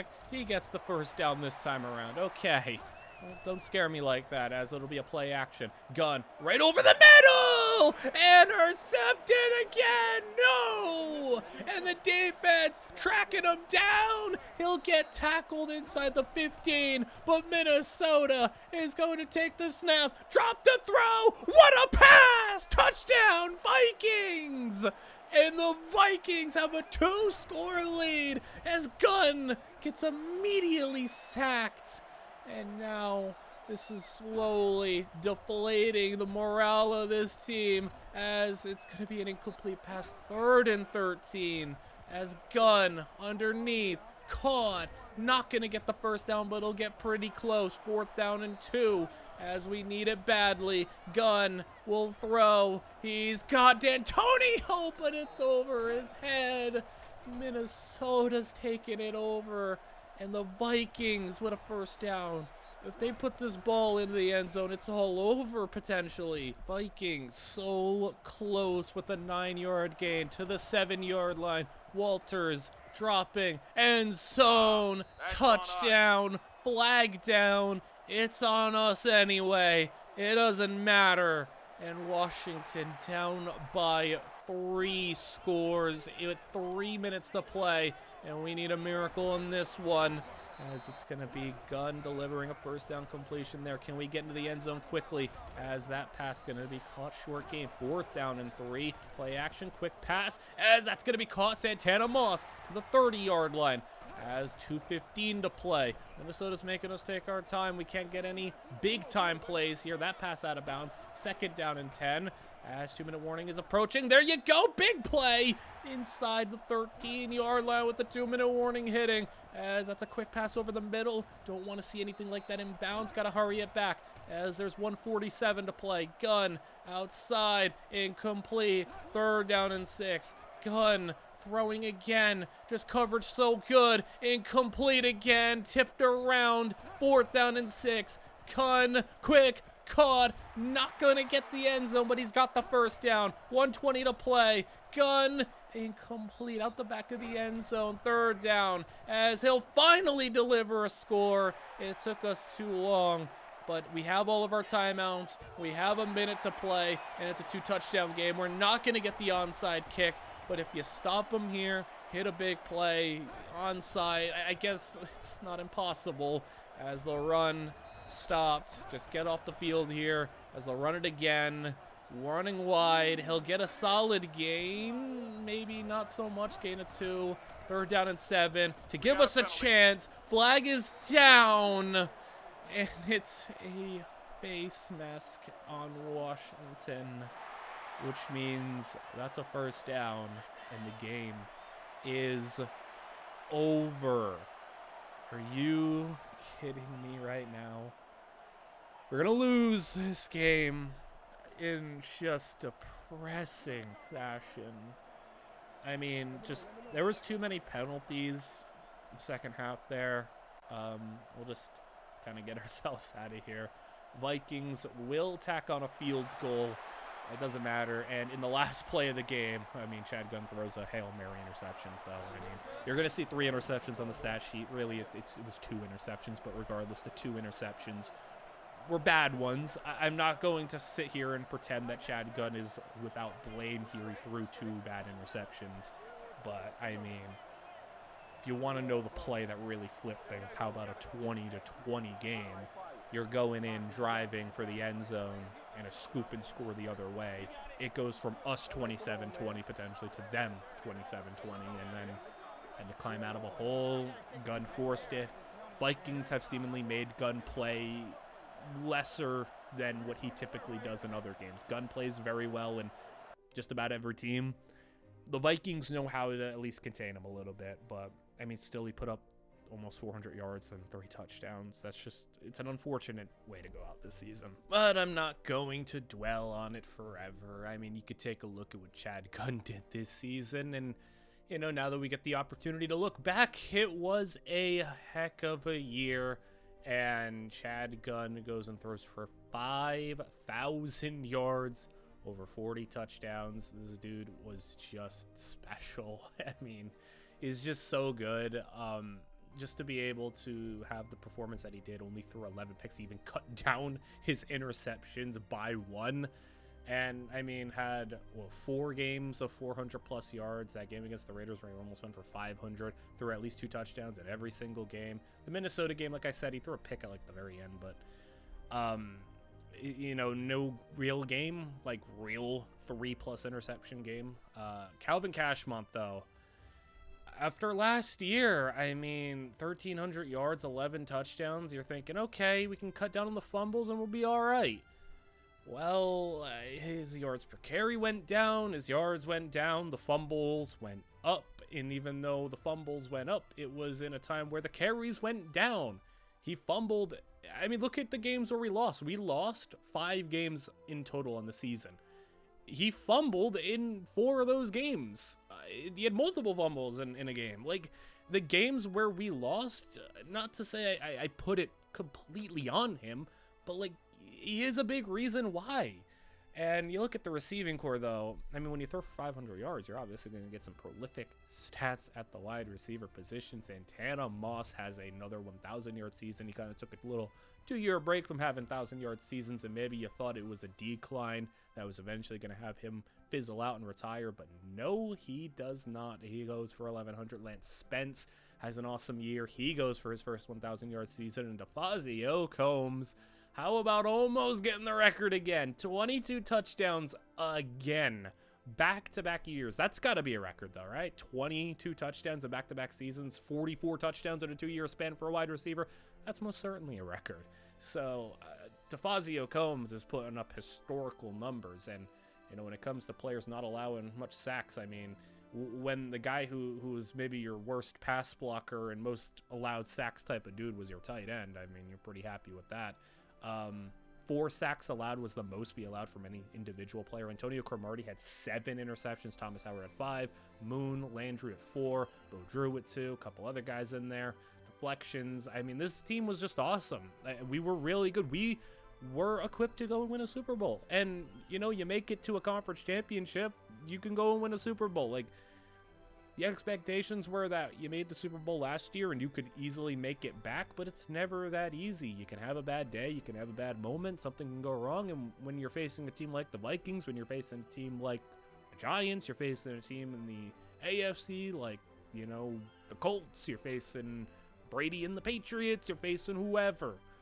It can happen to anybody. It's always difficult once you get to that final 4, final 8 even. So, is disappointing, but we are in for a very eventful offseason because you would think it would be as simple as, just run it back. It's not that simple. Kicking, we missed 7 kicks, but it didn't feel like we missed crucial kicks that much. It wasn't so bad this year. We go to the NFL overall statistics, and you could see, I mean, 120 passer rating, that was 20 better than the next best guy. I mean, everybody else here, 80, maybe you get a 90. We're sitting here at 120. Jared May, a better season for Jared May to his credit. He cut down his interceptions by 10. You know, yards went down, touchdowns went down, but I think you'd sacrifice some of the yards and touchdowns to just turn the football over less and not throw the most interceptions in the entire NFL. Still, though, it's pretty interesting. 13-3, number 1 seed, and he choked it away. A lot of interceptions going around, but I mean, you could see like 20 interceptions is a standard for a lot of these quarterbacks, and you know, even Brady threw 17.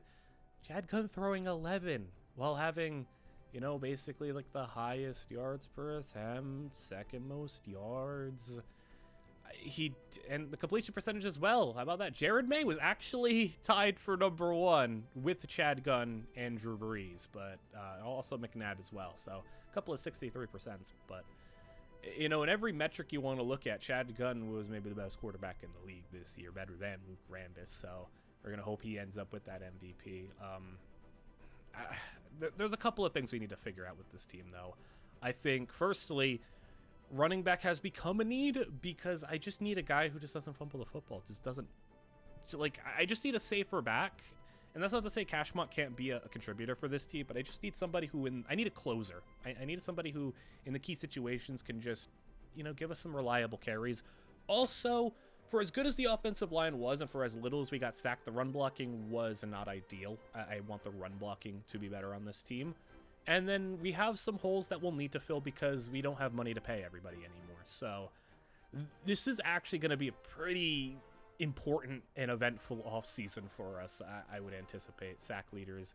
We don't ever really have anybody too often at the top, but interceptions, you can see Cromartie got up there with 7. 9 was the leader for the league. We will be going into an offseason too where Ronaldo Moon and Howard Sanders both have not been signed yet. Like their contracts are expiring, and we can franchise tag them if we would like to, but they are currently unsigned. And maybe Santana Moss also retires for us. We'll see if any sort of major regression kicks in for some of these older players that are approaching and hitting 30 years old. When you take a look at what we were able to do on the season, I mean, we far and away had the #1 offense. Like we had cumulatively points wise and everything, a pretty historically great offense. 34.4 points a game, that's pretty high up there. 5,000 passing yards, obviously pretty high up there. Rushing, not as good, but threw the most touchdowns in the league. Rushing touchdowns, second most in the league. If you were wondering what went wrong for Luke Rambis this season, how about far and away the most sacked quarterback in the league? 65 times sacked. We were towards the bottom. Only 20 sacks allowed. I mean, amazing. We were good in that aspect. The defense, even though we allowed a lot of points, like the defense was good. There was a lot of instances where teams would score points at the end. We take our foot off the gas pedal. It is what it is. I don't care as long as we get the win in the end. Still, these yards don't really make sense. We allowed the most passing yards, but again, we were up so much on some teams where it's like, well, they have to pass to get out of the hole. Fumble recoveries, turnovers, we did pretty good stuff there. Sacks, even though we don't ever have like one guy going crazy with sacks, we're always up there. Touchdowns, we had more defensive touchdowns than every other team in the NFL combined. We were one of the only 50+% teams on third down. Not so good on fourth down this season, but variance, it happens. Turnover differential, when you're forcing a lot of takeaways, second most in the league, and you don't throw a lot of picks, but it's the fumbles. The fumbles are what holds us back a little bit, because 7 fumbles lost. The next best was 3, and 7 fumbles lost. How many of them were Cashmont? 6 of them. He fumbled 7 times in the regular season, and it feels like we lost every single one, probably. Pro Bowlers, no surprise, Shad Gunn made the Pro Bowl. Marty Good, our fullback, he made the Pro Bowl as well. DeFazio Combs made the Pro Bowl. No other receivers, but, that's 3 there. Tight end D'Antonio did not make it, even though he had a pretty solid season, but 400 yards obviously isn't enough. It's surprising that our offensive linemen don't be getting more Pro Bowl respect, considering we have such good ones and they perform well. Thomas Howard, top outside linebacker. We have Michael Poe, Pro Bowl linebacker, nice contract extension there. At safety, LaRon Landry makes it, very well deserved. So a couple of Pro Bowlers for us, as I think Travion Davis should be making it every year. I don't know why he is, and he's arguably the best player in the entire NFL. But when you go to yearly awards, we can make it official for Chad Gunn, MVP winner. Luke Rambis missed the playoffs and went 7-9 and had a rough year. Still came second. Offensive Player of the Year, Chad Gunn. DeFazio Combs up there in the top 2. Defensive Player of the Year, Thomas Howard did come 3rd. So in his career for us, he's come 2nd and 3rd in Defensive Player of the Year. Thomas Howard's been amazing for us and an incredible signing. Rookie of the Year, we won't have any awards like that, offensive and defensive Rookie of the Year, but best quarterback, no surprise, Chad Gunn. Running back, obviously, once again, no surprise, we won't have anybody there. But DeFazio Combs with the best receiver in the league, and also respect to a 35-year-old Reggie Wayne coming out there and putting himself 2nd. No best offensive lineman, no best defensive lineman. Thomas Howard 2nd in best linebacker. We're going to hope he's able to be as good as he's been the past couple of years now that he's hit 30 years old. And Coach of the Year, unfortunately, we came 4th. They do generally just give it to the coach who had the best record or maybe overperformed the most, but we didn't overperform. We performed to expectations. 12-4 is, not to say bare minimum for this team, but you expect to win at least 11 games on this team. So, if we would have went 13-3, we maybe could have gotten it, but I don't know if you could have given it to us after we got swept by the Giants this season. So when it comes to coaching staff, we love our coaching staff. So really, now that we start the offseason off properly, All we're really doing right now is upgrading the guys we have, and hopefully we can keep as many of them as possible sticking around. So for Butch, who's been our offensive coordinator since day one, we're going to upgrade the speed for him, speed for the players, pass blocking discipline. I want just better blocking, work with these offensive linemen, continue to do stuff with them. Bob Sardisco, 23,000 for him. And he's a defensive coordinator that I am happy to keep. We have really went crazy with his defensive back abilities, and you could see that it has worked out. The fact that we have been able to do so much after getting him and Todd Bowles, the fact that we were able to just flip the secondary around so much with our performance, and having guys like LaRon Landry be the mainstay of this team, bringing in other talented players, drafting Weidenhofer has been pretty solid. Special teams coordinator could be a little bit better, but it is what it is. Quarterback coach, he's a 99 overall. I mean, any one of these coaches from here on out, like positionally, that these 90-plus overall guys, they could leave to go and try to get other jobs, but I mean, they want to stick along, we will happily keep them around. I mean, there's not even really much left to upgrade for Dan Mifflin. He's got everything almost completely maxed up. Bishop Harris, he's doing pretty good right now. Improved carrying, we have unlocked it. Improved carrying, please. Even though it literally is just Cashmont's fault. Because, again, like, no one else be fumbling the way he does. Like, Clinton Portis didn't fumble that much. Metcalf doesn't fumble much. Other running backs don't fumble much for that we've had. It literally is just Cashmont. So, I mean, if we can at least help him out a little bit, then we'll do that. Offensive line coach, getting him up. Teddy Bruschi, I mean, crazy to have him fall into our laps as our linebacker coach. And despite being a 39 overall, I mean, very quickly he has just shot up to a 73. And we can get him up even a little bit more. We can go hard-hitting training. We can go speed. We can go strength. We can go film. So we're going to do film analysis and some speed. So he's an 82 overall. Our defensive backs coach, I don't love our defensive backs coach. That's probably the one area that I'm really looking to replace, because we didn't really get our choice. Todd Bowles left, and they just handed us like the worst available guy. So, it's kind of how you nerf good teams in this game sometimes. You let them get a stinker coordinator. So let's keep this staff, see if anybody leaves, as we got our GM to stay. I'm interested to see if Butch will ever become a head coach, but he stays for now. Bob Sardisco, they want me to fire him because our defensive numbers technically were like bad, but he's a good defensive coordinator. That doesn't really bother me. Quarterback coach, I mean, first, third. Keep him. He stays. Bishop Harris, he's a 99 overall. I mean, even though the running backs weren't that great this year, keep him. He stays. Mike Johnson's been a 99 overall forever. He's done phenomenal work. He stays. Offensive line coach Pete Brooks, he's an 84 overall. Don't anticipate him leaving. He stays. Teddy Bruschi, again, 80+ overall. Don't anticipate him leaving. He stays. Tim Spangler, 89 overall, and he will stay. Ronnie Bradford, yeah, this is the guy I want to fire. I mean, he didn't really help us out a lot. And then Barry Trammell at special teams coordinator. He's not that great either. I mean, I didn't get a choice of my special teams coordinator either last season, so fire him as well. Awesome to see that nobody quit, and we only lost the two people we fired, who were the two worst people on our staff when it comes to defensive back coach. How about Gerald Smith? Level 4s in all of his developmental skills. He is interested in us and the Raiders, so we'll have to give him a little something. I'm fine with that. Give him like a practice health status. Like, that doesn't really bother me. It's the stuff that's really important is the philosophies. You want to be able to change that when you get the chance. And how about getting a Schottenheimer on the staff for our special teams coach? Get Kurt Schottenheimer, who doesn't really want to go anywhere else. No one else is interested in him. We'll take him. We get slim pickings because most of the good coordinators have been hired already. And you take a look at who won the Super Bowl.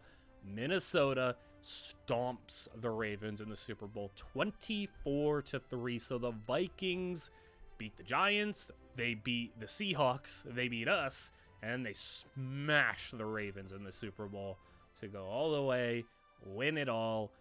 And that's unfortunate, but I mean, at least we could say we lost to the champions. Schottenheimer, definitely a much better coordinator, got the accuracy training, got returner discipline, so a very good coordinator for us to have. And then at DB coach, Gerald Smith, He's okay. Nothing special, but like passable and still an upgrade. So 2 coordinators upgraded, fine. So here is kind of the situation with the roster financially. So we have Ronaldo Moon, who's unsigned, and I think it's important that you may be asking with some of these players, why are you not paying them? Well, look at this relative money-wise. He was asking for a little over $9 million a year. 9 million makes him a little over 9 million would make him the 5th or 6th highest paid corner in the league. And the guys that are ahead of him, some of them are like rookie contracts that are just high paid because they are just that expensive to go and sign a top 3 overall draft pick. So I don't know if I can justify paying that for Ronaldo Moon. Not to say that he's bad or anything, but also Howard Sanders, you may be like, oh, 4.5 million? That's fine to give him. Well, 4.5 million would make him the 3rd highest paid right tackle. Do I think he's the 3rd best right tackle in the league?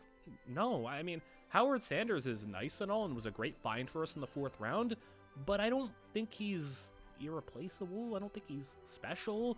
And, I mean, his run blocking hasn't been great. I mean, how many times on the right side, especially, you run a stretch play and he gets blown up? Because he just doesn't have good athleticism. I mean, he's got 49 speed. He can't move laterally. He's not a great mover. I mean, he's a great find for us. And to, in the 4th round, get a, like, multi-year starter at right tackle, that's awesome. But I think we can do better there.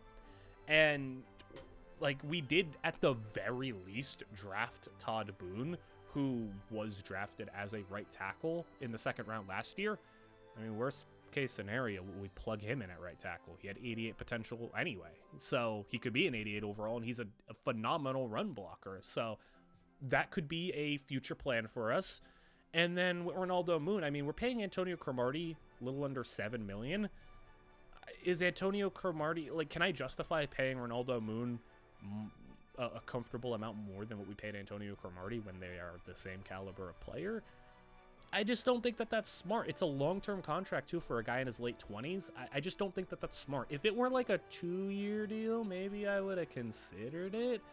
Even then, though, we just don't got that kind of money to mess around with. Like, we really don't, which is going to mean that it's going to be a pretty trade-heavy and draft-heavy offseason. So this is going to be a very eventful offseason, but it just probably won't be for free agency that much. But, like, trust me when I tell you, we are going to be making moves because, you know, we avoided, like, a sophomore slump at quarterback. We had some things that really give us a sign that, like, this is a sustained great team. We got to strike while the iron's hot and go for a Super Bowl.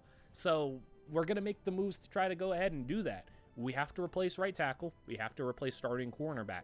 There are some other positions that I do think can be upgraded. I do think we can get better at running back or get another running back. I do think tight end, you know, D'Antonio was a solid player, but I do think we can get a better tight end. I do think seeing what the linebacker situation is going to look like with Thomas Howard past 30 years old, Sean Merriman coming off a season-ending foot injury, and Martin McPeak, I think, is going to be hitting 30. So all these guys are pretty old. Defensive tackle is also a massive need for us.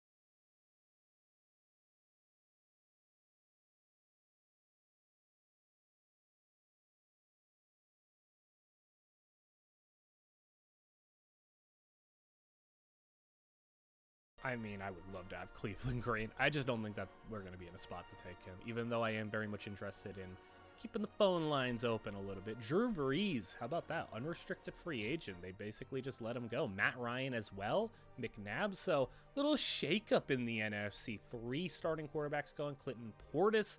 Packers letting him go. He'll be on the open market. Don't know if he'll be, you know, in the market to pick him up, but some nice receivers available.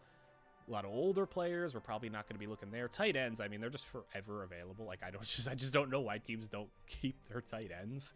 I mean, that could be a possibility for us, depending on what the contract and the money situation looks like.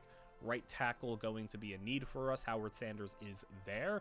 We do have Roderick Morgan, who's a restricted free agent at a 90 overall. Don't really want to give up a draft pick to bring him on the team. Thaddeus Cheeks is available. Would be awesome, but defensive tackles are very expensive. Defensive tackle is probably like the single biggest need that we have. Like, right tackle we can manage. Cornerback, I think we can figure that out. But defensive tackle, we just don't have anybody right now. Cordell Sosa also is a free agent. That's like really interesting considering he was like a first-round pick a year ago. But Ronaldo Moon, 29 years old, available. OJ McClintock is a player I do like. Maybe that's where we go at cornerback if we can get him on a cheaper deal. We'll see how that works. I'm definitely going to be exploring getting that number 2 corner because it's really important for our defense, and you've seen what Ronaldo Moon did for us.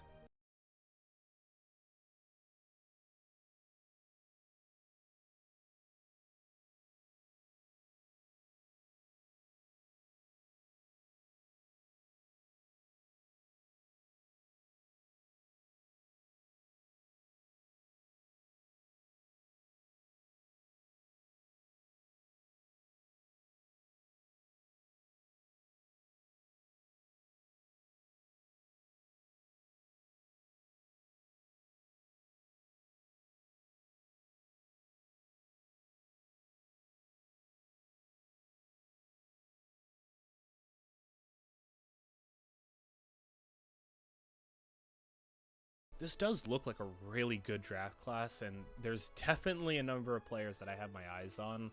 So, Andre Greer was one of the draft stories that they brought up the first one around for the Senior Bowl. There was a couple left tackles. Reggie Braxton's a player I've been eyeing. If I wanted a receiver, he's so good. 90 catching, 85 spec catch. Also can make some stuff happen after the grab. I mean, someone who was Chad Gunn's teammate in college. If I were to draft a receiver, which I think we just have too many other needs, I would like him. I do think maybe safety could be a spot that I am eyeing a little bit, because Willie Turner is just so awesome. How about 85 zone coverage, 95 speed, 75 man, agility, hands, height, everything. LaRon Landry's the comp. You see what LaRon Landry's done for us.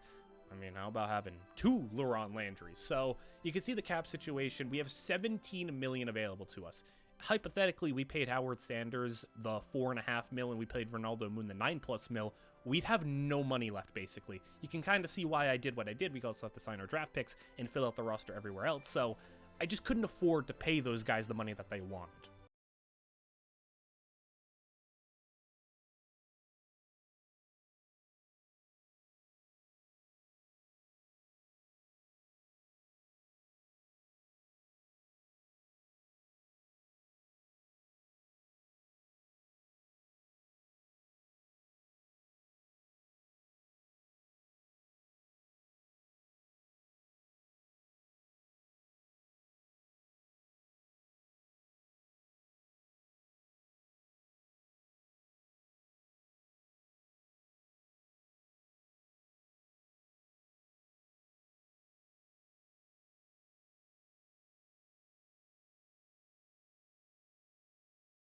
Yeah, Cleveland Green, that's just not going to happen for us.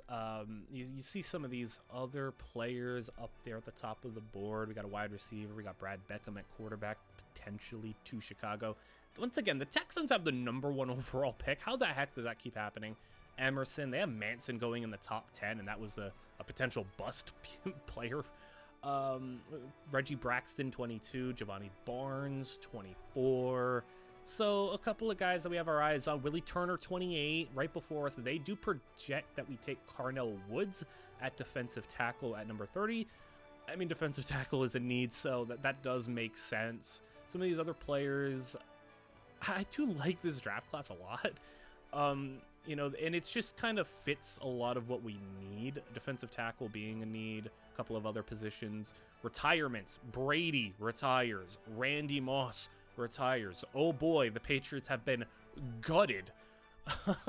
The Patriots just lost Randy Moss and Tom Brady and everybody else, it feels like. Oh my goodness, man. So Manning and Brady both retire back-to-back. LaDainian Tomlinson retires. Tony Gonzalez retires. A couple of big names. Houshmandzadeh retires. Todd Heap. A couple of other guys. But Matt Light, Randy Moss, Julius Peppers, Tom Brady. A lot of retirements, especially on the Patriots side of things. When you're looking at the contract situations that we have here and potential trade opportunities, you see we have a number of guys getting paid $7+ million. $7+ million is like relatively high paid at their position. Sam Cumberland, 30 years old on an expiring contract. He's been our left guard since the second draft. Maybe we look to move him. I think if there's any other spot on this offensive line that could be a move, then it could be him. We have Edwin Smith, who it's unfortunate for him because Edwin Smith, we drafted him. He had 90 potential, was like an awesome second-round pick. And then we got just somebody better. And, you know, we also had Calais Campbell fall into our laps. And we had other players just kind of end up taking the spot from him. And he hasn't really been able to develop into the star player that he could have been. Robert Metcalf also, look at that. I mean, he is just falling off a cliff. How about 80 potential at his max now? That's unfortunate. Edwin Smith doesn't draw enough interest on his own, but I do think Edwin Smith does hold some nice trade value. He still does really have high potential. He just doesn't play enough for us, and I think a team would love to have him. Sam Cumberland, though, is probably the biggest name player that we have on our team that I'm looking to trade. Todd Boone, I said I can move him to right tackle, but I also could just keep him at guard. I know his 6'9", 360-pound guard is suboptimal, but I mean, Mekhi Becton did it for the Eagles this year. He can do it. I did just look it up to confirm, but yeah, Becton, 6'7", like 360, and then the Ravens as well, Daniel Faalele, 6'8", 380. So, I mean, not to say it's, like I said, it's suboptimal, but a tall guard is possible. It happens sometimes, but I mean, we could move Boone out to right tackle, fill in guard if we want to trade Cumberland, maybe keep Cumberland if we, I don't know. It depends on what we want to do. We have some flexibility, though. Drew Brees available in free agency. Definitely want to keep eyes on this one to see where he goes. And interesting, the Patriots, I mean, imagine going from Tom Brady retires, Drew Brees fills in. They are in fighting with the Steelers and Bears for Brees, $12 million. And even more than that, $12.5 million. Drew Brees is going to the Patriots, of course. You get 1 year of Brees. Matt Ryan, meanwhile, a little bit more of a future piece at quarterback at 28 years old. You get a little bit more of him, 3-year deal. And teams looking at him, Packers maybe, Bears, Saints looking for a replacement, but it will be the Chicago Bears, which means maybe you don't see the Bears take a quarterback at number 2. Ronaldo Moon. So here is the situation with Moon. He wants a 5-year, $45 million contract. A lot of teams interested. He's 29 years old. This would take him to his age 34 season. I don't want a 5-year deal for Ronaldo Moon, nor do I want to pay him $9 million. So, Cowboys are interested, Ravens, Patriots, Saints, and it gets down to Saints and Ravens. The cap hit this year would be a little over $8 million if we bid.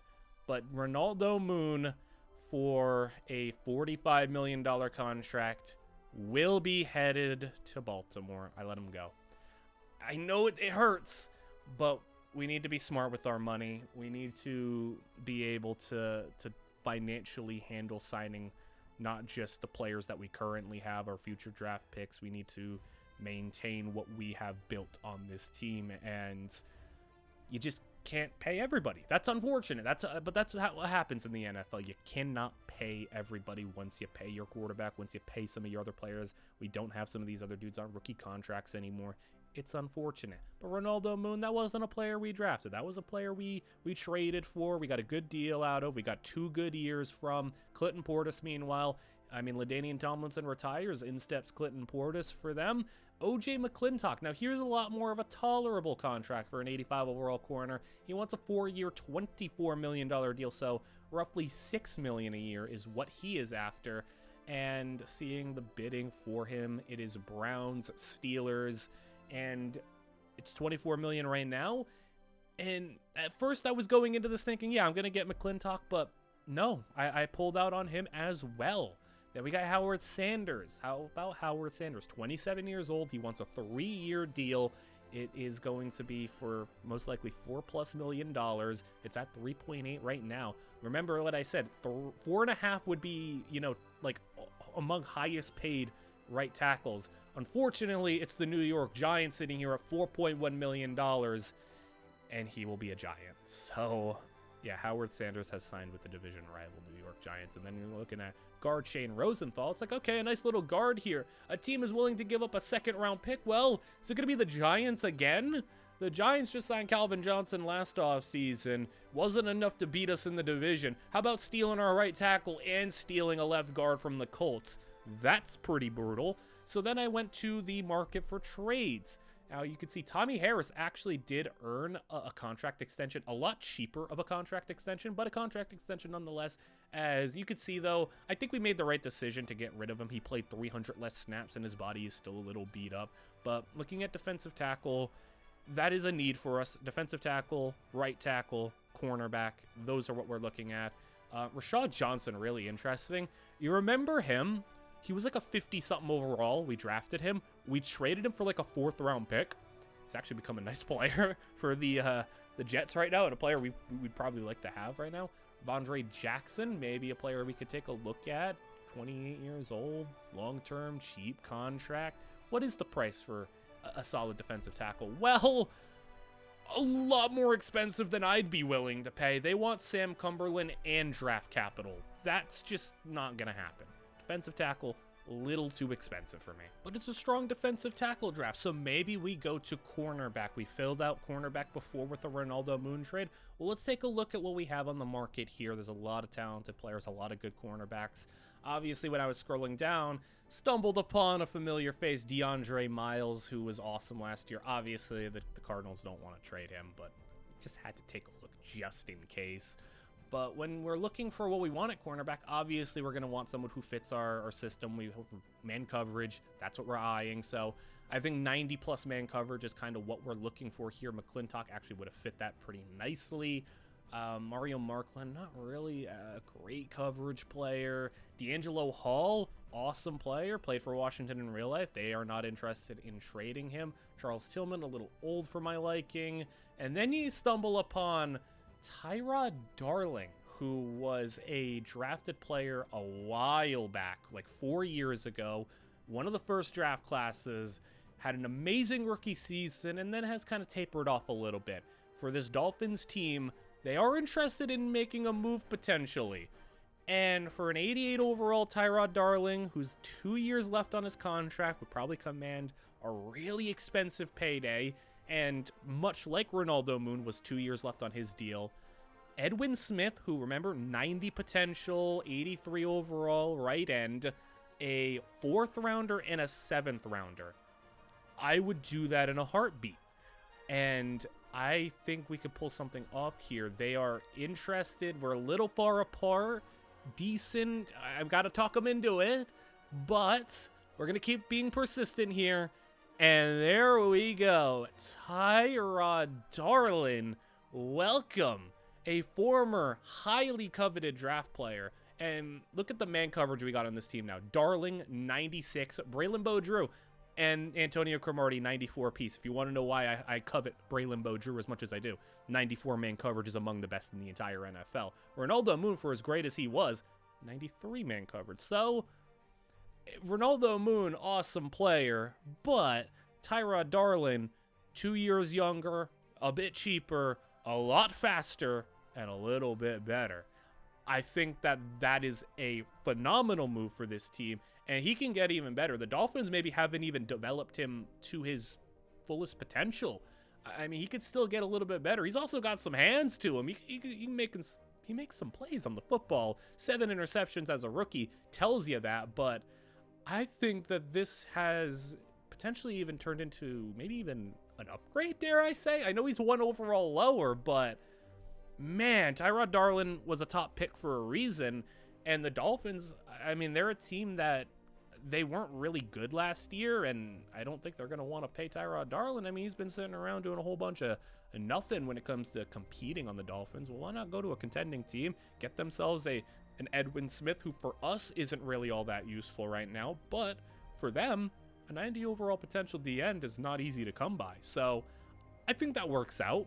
Maybe we did steal a little bit, but we're looking at running back now because cornerback is filled. I think positions you look at: defensive tackle, one offensive line spot needs to be filled, and then running back, tight end probably is the other spots we're looking at. I'm also subtly looking at safety a little bit. I'm interested, but looking at some of the tight ends here, I don't think we're going to be able to invest a top draft pick in tight end, even though it would be awesome.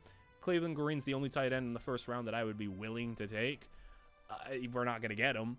Some of these other tackles here, we could take someone like a Mike Emerson, move them over. Mike Emerson might be a little too highly drafted for us, though. Mercedes McJucket looks amazing. 97 learning as well. Matt Duncan was a draft story. He looks really good. The tackles in this class are phenomenal, which is also a reason why we're comfortable getting rid of Howard Sanders. This is just a really strong offensive line class, especially at the tackle spot. Defensive line, I do think it is mostly just D-tackle is what we need. Albert Greenwood's the top D-tackle, and then we have a couple of other guys up here. I do plan on using a number of my individual scoutings on defensive tackle just to make sure we can find the right one. And then at safety, I mean, it's just Willie Turner, man. I love Willie Turner. I mean, look how good Laurent Landry's been for us. If we can get a second one, how cool would that be? He's in our draft range, and I definitely plan on making more than one high selection or one first round or one early second round selection. Like, I plan on making some trades. Cleveland Green, obviously incredible. I mean, we're not going to be able to get him, though. Albert Greenwood, it is a top-level prospect. I have to do my homework at the very least on the top D tackle, because if we deem him good enough to make a significant trade up, I would. Defensive tackles in this game, they are an expensive bunch, and defensive tackles are basically treated like edge rushers are today. They're given the premier contracts, and if you can go steal a good defensive tackle in the draft and get him on a rookie contract, that's basically like the quarterback of the defense when it comes to not having to pay your players, because defensive tackles literally command so much money in this game. So I will be aggressive when it comes to trying to get defensive tackle help on this team in the draft.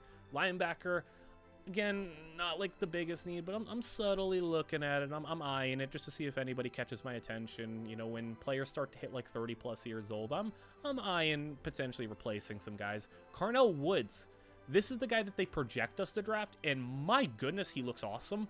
9 finesse moves is certainly something, but he looks really good. So we're going to take a look at him, and if he's projected to go to us, that means he should roughly be in our range to draft. Safety, Giovanni Barnes. I mean, your comp to Ed Reed, that's obviously enticing. It's interesting. So we're going to take a look at Giovanni Barnes.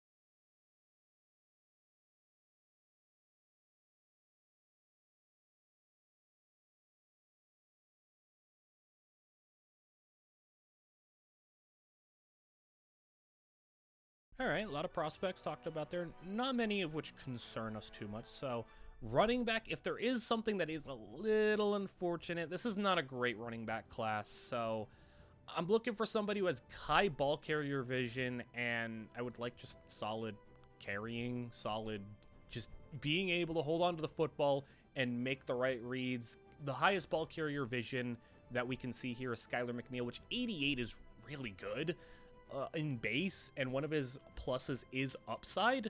So if there's any running back that I would be eyeing, it's the guy who's got 88 vision with upside as a plus for him.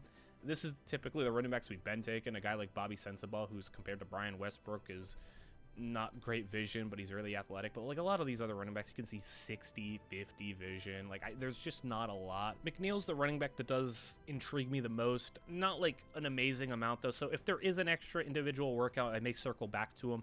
Tight end though, I'm looking at some of these kind of middle guys, maybe like a third round guy, and the one that does interest me the most is someone like Cameron Royal. Andrew Stuckey's more projected to be a first rounder, late first, but Cameron Royal, 83 catching, 84 speed, so a solid athlete, solid hands.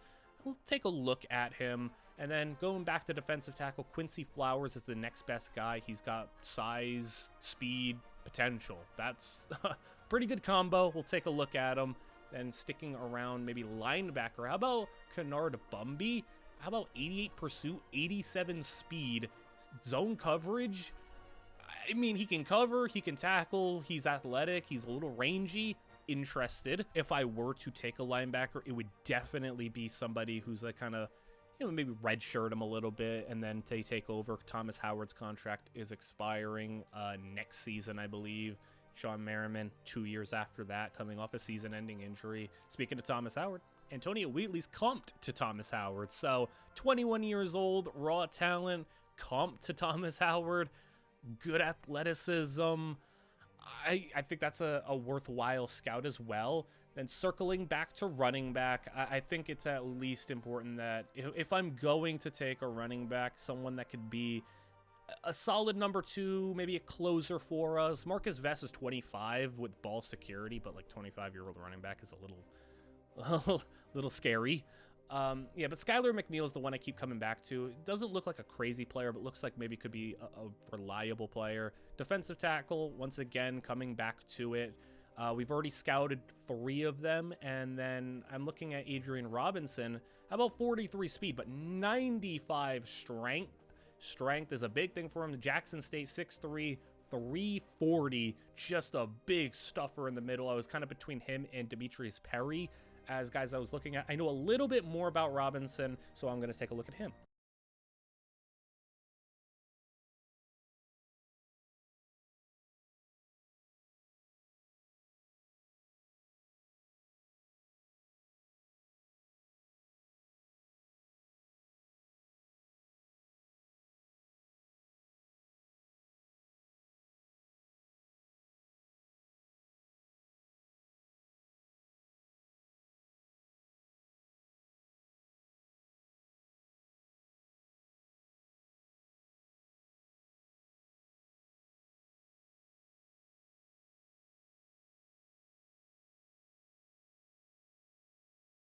I do respect the honesty there of a guy just saying, I don't know how long I want to play. But Skylar McNeil, 88 potential, very solid. Like I said, probably nothing special, but serviceable. Cameron Royal, 83 potential. So we'll get into the potentials and everything, and then we'll roll right on into the draft as we go to the defensive tackle spot. Albert Greenwood, my goodness, 96 block shed, 93 potential, 95 strength.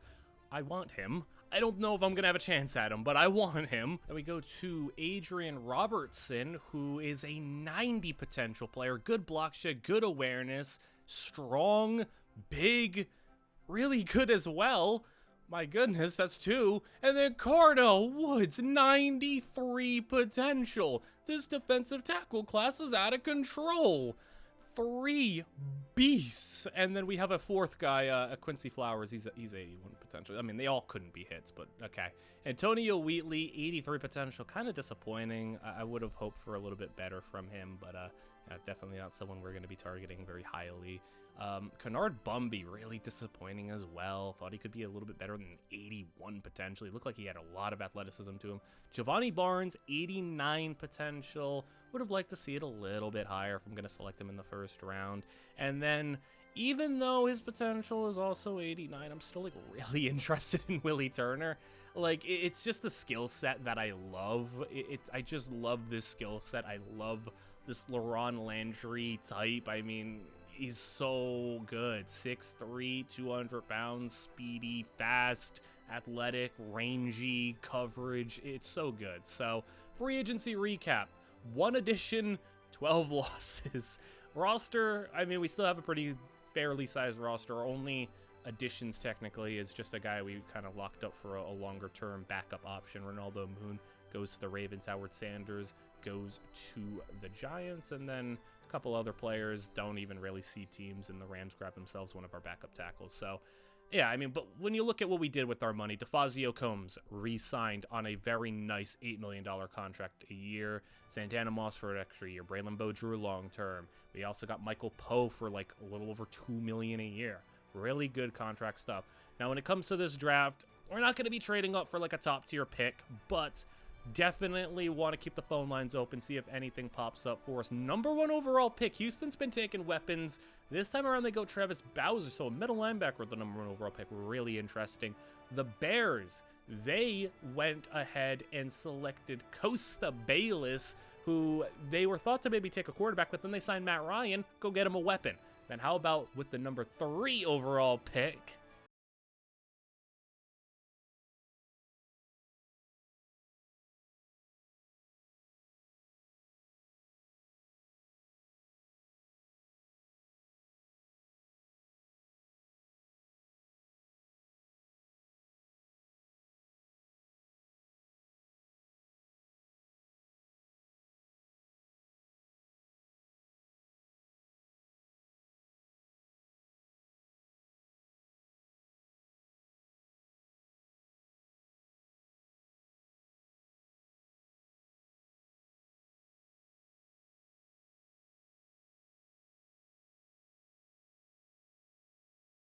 So Cleveland Green going to the Niners, a cracked out, athletic, great hands, blocking tight end. I mean, that sounds like maybe even a supercharged version of George Kittle, and he'll be going to the Niners, so pretty fitting there. And the Niners spend their number 3 overall pick pretty well. Josh Puckett goes to the Chargers at number 4. Number 5 overall pick, the Atlanta Falcons. No Matt Ryan, so they go Brad Beckham. No draft story there, but Brad Beckham going to be the new quarterback for the Atlanta Falcons. The Carolina Panthers at number 6. They will be going with a defensive end. It is Mortellus Dodge. And now at number 7, the Kansas City Chiefs will be selecting their future quarterback as well.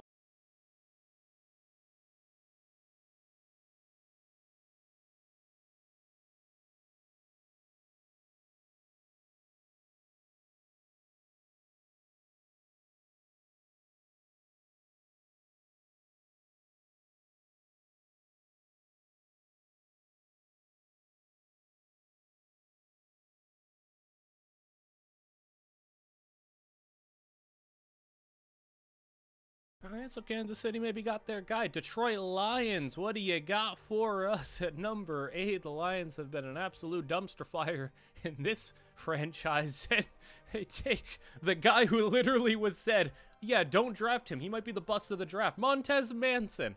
I am so sorry for Lions fans. The Dolphins at number 9 don't get an opportunity to trade up, and they take Albert Greenwood, so we never even got a chance to get Albert Greenwood.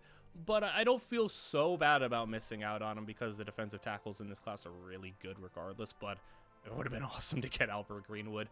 Number 10 for the Arizona Cardinals is going to be Madden at quarterback. So interesting. This is like the lowest amount of draft stories that we've had for like top tier players. Just 2 in the top 10.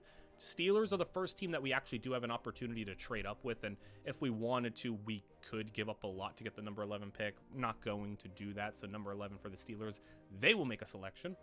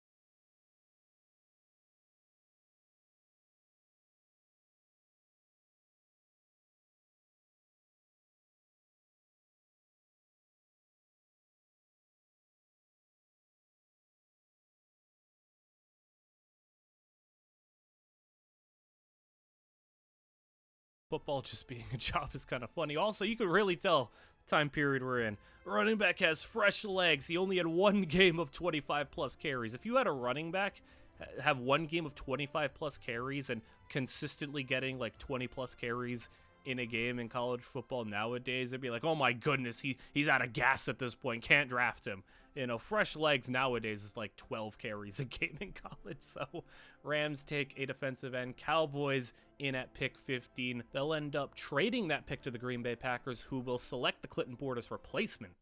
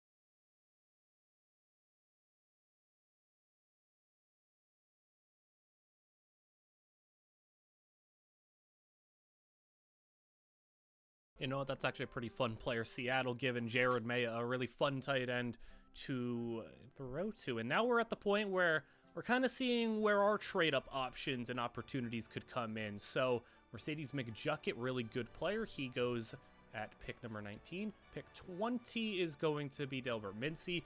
49ers at 21. So they have 2 first-round picks. They already drafted Cleveland Green, number 3, and they have a chance to double up here, so I'm not going to trade up. I don't think the opportunity is all that great, but unfortunately for us, they go Willie Turner, and my goodness, the 49ers got Willie Turner and Cleveland Green. They're kind of nailing the draft right now, so yeah, that's unfortunate for us. I really wanted him. Maybe it would have been a little irresponsible to go and select him and make a trade up for him when we don't need a safety that badly, but you know, when you fall in love with a prospect and you really like them, it's hard to resist. I would have been willing to trade Weidenhofer to get him. Like, Weidenhofer in a mid-round pick, I would have been willing to do that. Giovanni Barnes, not someone I was quite as interested in, but he goes here at 22. Now at 23 for the Denver Broncos. Looking at potential trade-ups, not really anything I'm looking at too much there. It doesn't really interest me. They will select Bender at wide receiver. Pick at 24 gets traded. Reggie Braxton goes, and that would have been an awesome pick. But again, maybe a little bit more irresponsible. Eagles go and select a wide receiver. They go Andrews at 25. The Patriots are looking to trade at 26. This could be the move, but they're not interested in any player not named Weidenhofer. And now that Willie Turner's kind of off the board, Weidenhofer's probably not somebody I'm interested in trading too much anymore. I don't want to be left with nobody at safety, and I would have only traded Weidenhofer if I got an adequate replacement for him, and Willie Turner would have been more than adequate. So I could trade like a 3rd-round pick just to move up a couple of spots. Not really interested in doing that. And oh, look who's back, the 49ers. 49ers got a 3rd pick in the 1st round. Impressive, really impressive. And the 49ers are back. They got the 28th pick as well.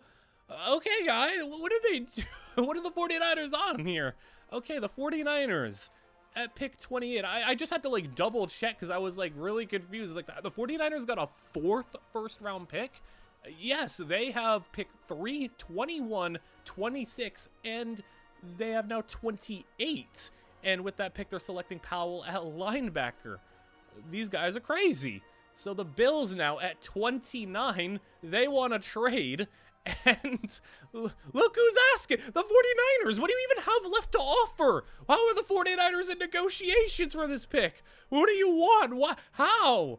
I'm going to try to see if I can maybe get a small trade up, but I'm not liking. I would have liked to maybe trade up like 2 late round picks to just get my guy. That's not gonna happen. And how have the 49ers gotten another trade? They got their 5th first round pick. What are they trading?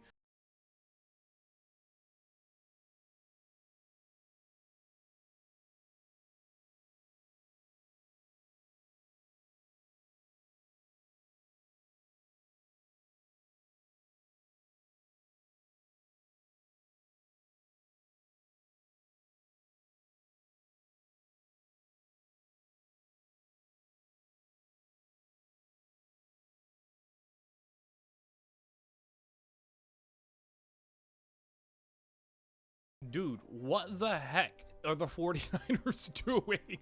I mean, I was hyping them up a little bit for their first 2 draft picks, but that didn't mean go and make 3 trade-ups. Before I make my selection and everything, I just need to know what the heck did they give up. So for the 26th pick, they gave up pick 35, their 3rd and 5th. For the 28th pick, they gave up a 6th, a 1st next year, and a 4th. And for the 29th pick, they gave up 2 3s and a 2nd next year. They gave up their entirety of this and next year's draft classes to get 5 first-round picks. And they made a trade seemingly last year to end up with 2 first-round picks going into this year, and then traded for 3 more. Are they okay? So, we're on the board at 30. The 49ers have made so many selections. Trade situation here for us, I don't like what we have going on here. The Lions have the best offer, maybe, to move down 10 spots, pick up a 4 and a 5. I'm just kind of seeing what the best I can get here is, and yeah, I don't really like that. So we're gonna make a selection here. And with some players on the board that are interesting, I think the selection is pretty clear for me. This is the guy that they projected us to take, and I do agree. 93 potential. Carnell Woods, welcome to Washington.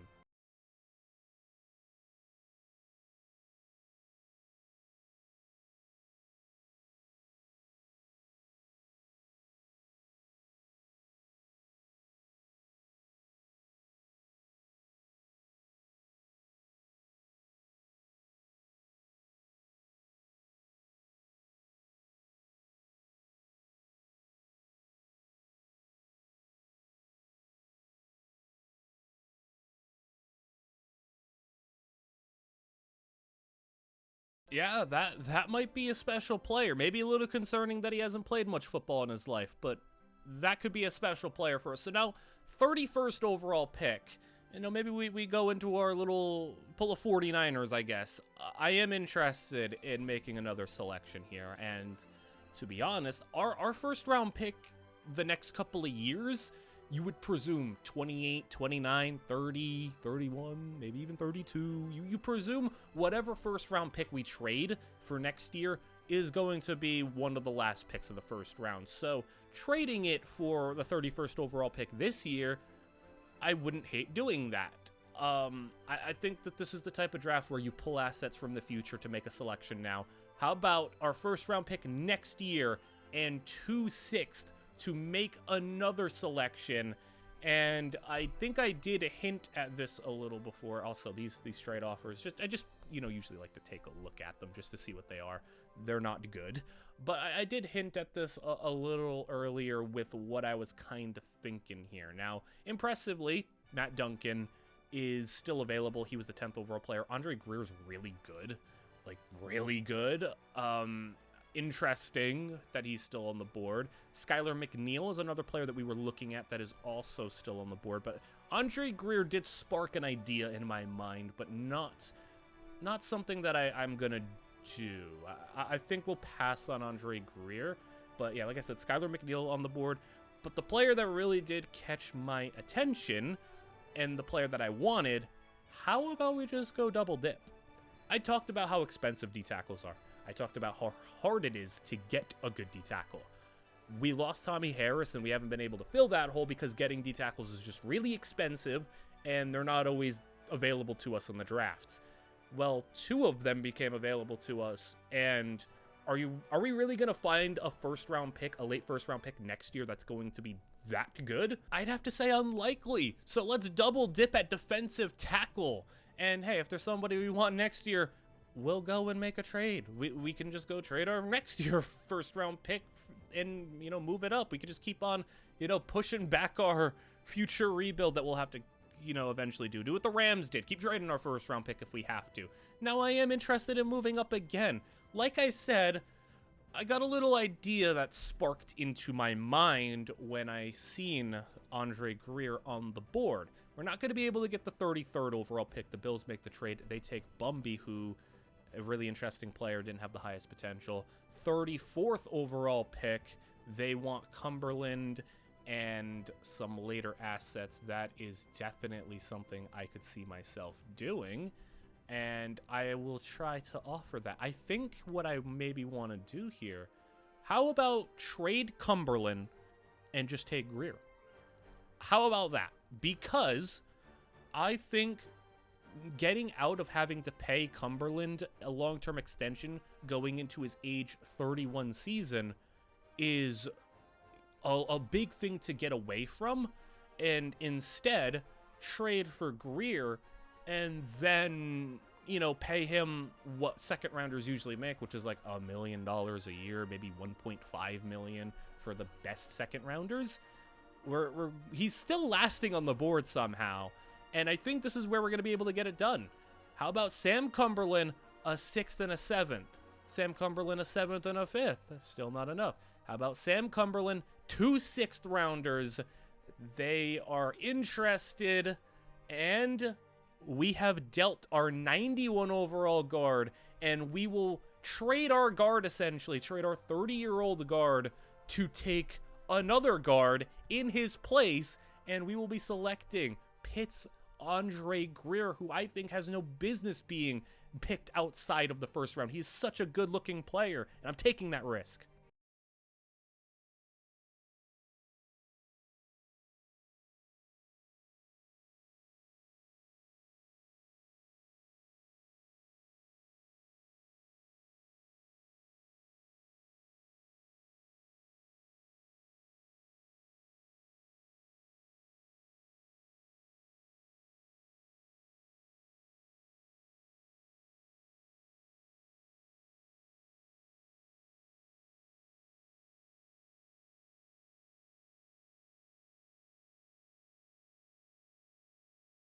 Well, what did I say needed to get better for this team on the offensive line? Run blocking. And, well, I think we accomplished our goal there. But I do think I'm not quite done yet. I think I got one more left in me. I think I got one more. And I think that we've already committed to making some legitimate moves here. I think we just have to fully send that and acknowledge that, hey, this is the Super Bowl window. This is the Super Bowl opportunity here, and we need to get everything we need, even if we're overpaying a little bit, even if it's an expensive price to pay. I think I would like to move up and make a selection here. I don't think the player that I would like to take would be available at the 62nd overall pick, which is the pick that I currently have. So I want to make a trade. I don't love a lot of how these trades are formatted. It seems like we maybe have to give up a third plus more to trade up. So maybe I'm thinking I'd rather just give up a next year's second. Next year's second and 2/3. The third from this year is a late third, so like close to a 4th round pick. So, you know, the 94th pick is a crazy value. 3rd, 2nd, 4th, I think I can do that. Maybe they'll ask for a little bit more. If I can get away with that, I would like to do 3rd, 2nd, 4th. I don't know if I will be able to. We still have the best offer on the table, so I could be aggressive with that, or I could just take their offer. We got it, though. 2nd round pick next year, and hey, they got it right again. Skylar McNeil is who we are selecting. I know he's not a superstar. I know he's not an amazing running back. I know he's 89 speed, 88 ball carrier vision, a bunch of 80s. We need a closer, and I just need a guy who I can give the football to in a situation where we need to close the game. I need a guy who I can give the football to and trust that he won't put it on the ground. He'll just make the right read, run through the right hole. And I know that may be an expensive price to pay, but literally, if Calvin Cashmont wasn't a fumble machine, what would have happened this year? Like, if he didn't fumble that Vikings game away, potentially. Like, I know the interceptions happen. I know other things happen. I know we could have played better. But, like, that fumble was the momentum changer. And he's done that so many times. He single-handedly costed us that Packers game. He put the ball in the ground in so many crucial situations. So, just get another running back in the building. Someone who's never going to be a superstar. I know, but somebody who can just help us in the right moments. A role player, a situational player. I think that's the right move. So, that is 4 huge selections. I'm looking to make a trade down from the 62nd pick. There was no one on the board that I really liked. So when it comes to what we can get Dallas's 2nd round pick next year in a 7th. But I do like what the Lions have here. 2 4s and a 3rd. The Lions are pretty bad, so that could be a high 3 and a high 4. This is what we ended up doing in the first 2 rounds. We traded our first next year. We traded Sam Cumberland into 6th, and we traded a 2nd, 3rd, 4th for a 2nd, and then we traded our 2nd for a 3rd and 2 4ths. So, I think we made out all right. Yeah, we don't have a 1st and a 2nd next year, but I think I can get that back. And if there's somebody in the draft that I really want next year, we'll make it happen. Will next year's draft be boring? Maybe, maybe not. It depends on how the season plays out for us. I mean, look what the 49ers did. It can't be anything worse than that. They have no draft the rest of the next 2 years, basically. So we're on the clock here. Not until round number 4, pick 108. We did not have a 3rd round pick. And looking at who to select, there's a couple of guys that I have eyed as potential players for us. Dwayne Palmer could be a nice backup lineman for us. Also comp to Sean Andrews, so also got the run blocking 93 learning. Could be a potential Max Gene Giles replacement as our 6th man on the offensive line. Again, when you are a team who's in a championship window, you select things a little bit differently. We're not trying to swing for home runs. We're maybe just trying to, hit a nice double, hit a nice single, get a safe little player for us. Now, he's not the only player that I want here. Jarrett Matthews didn't really pan out as a trade project for us, and we have our defensive tackles now, so it's not like we need him. He's basically like our 4th or 5th string D tackle, so if I could trade Jarrett Matthews and a 5th round pick to get into the 4th round, I think that's a deal worth making for us. So there's another player we want on the board, like I said, and I will show him all to you guys. So we will head over to the cornerback position. Someone that really interested me, Ricky Boyd. So the comp is Charles Woodson. Obviously, you don't expect it to be that crazy, but to see a cornerback with 70 plus man, 70 plus zone, and not like 12 awareness, good speed as well, that late in the draft, I actually think that's a really nice pick. I don't know, maybe he'll have a crazy ceiling for us. 5th round, 49ers have a bunch of 5th round picks somehow. I don't know where they're getting all these picks from, but there is definitely somebody who I am interested in the 5th round. I've kind of waited, but now is the time to take him. We go to tight end, and I found, I think, a steal potentially here. How about Chad Fitzgerald? Comp to Kellen Winslow, 94 learning, but he's got 70 catching, 78 in traffic. Not a crazy athlete, but just seems like he could be an all-around solid tight end. Hey, back on the clock again, potentially. The Browns want to make another trade.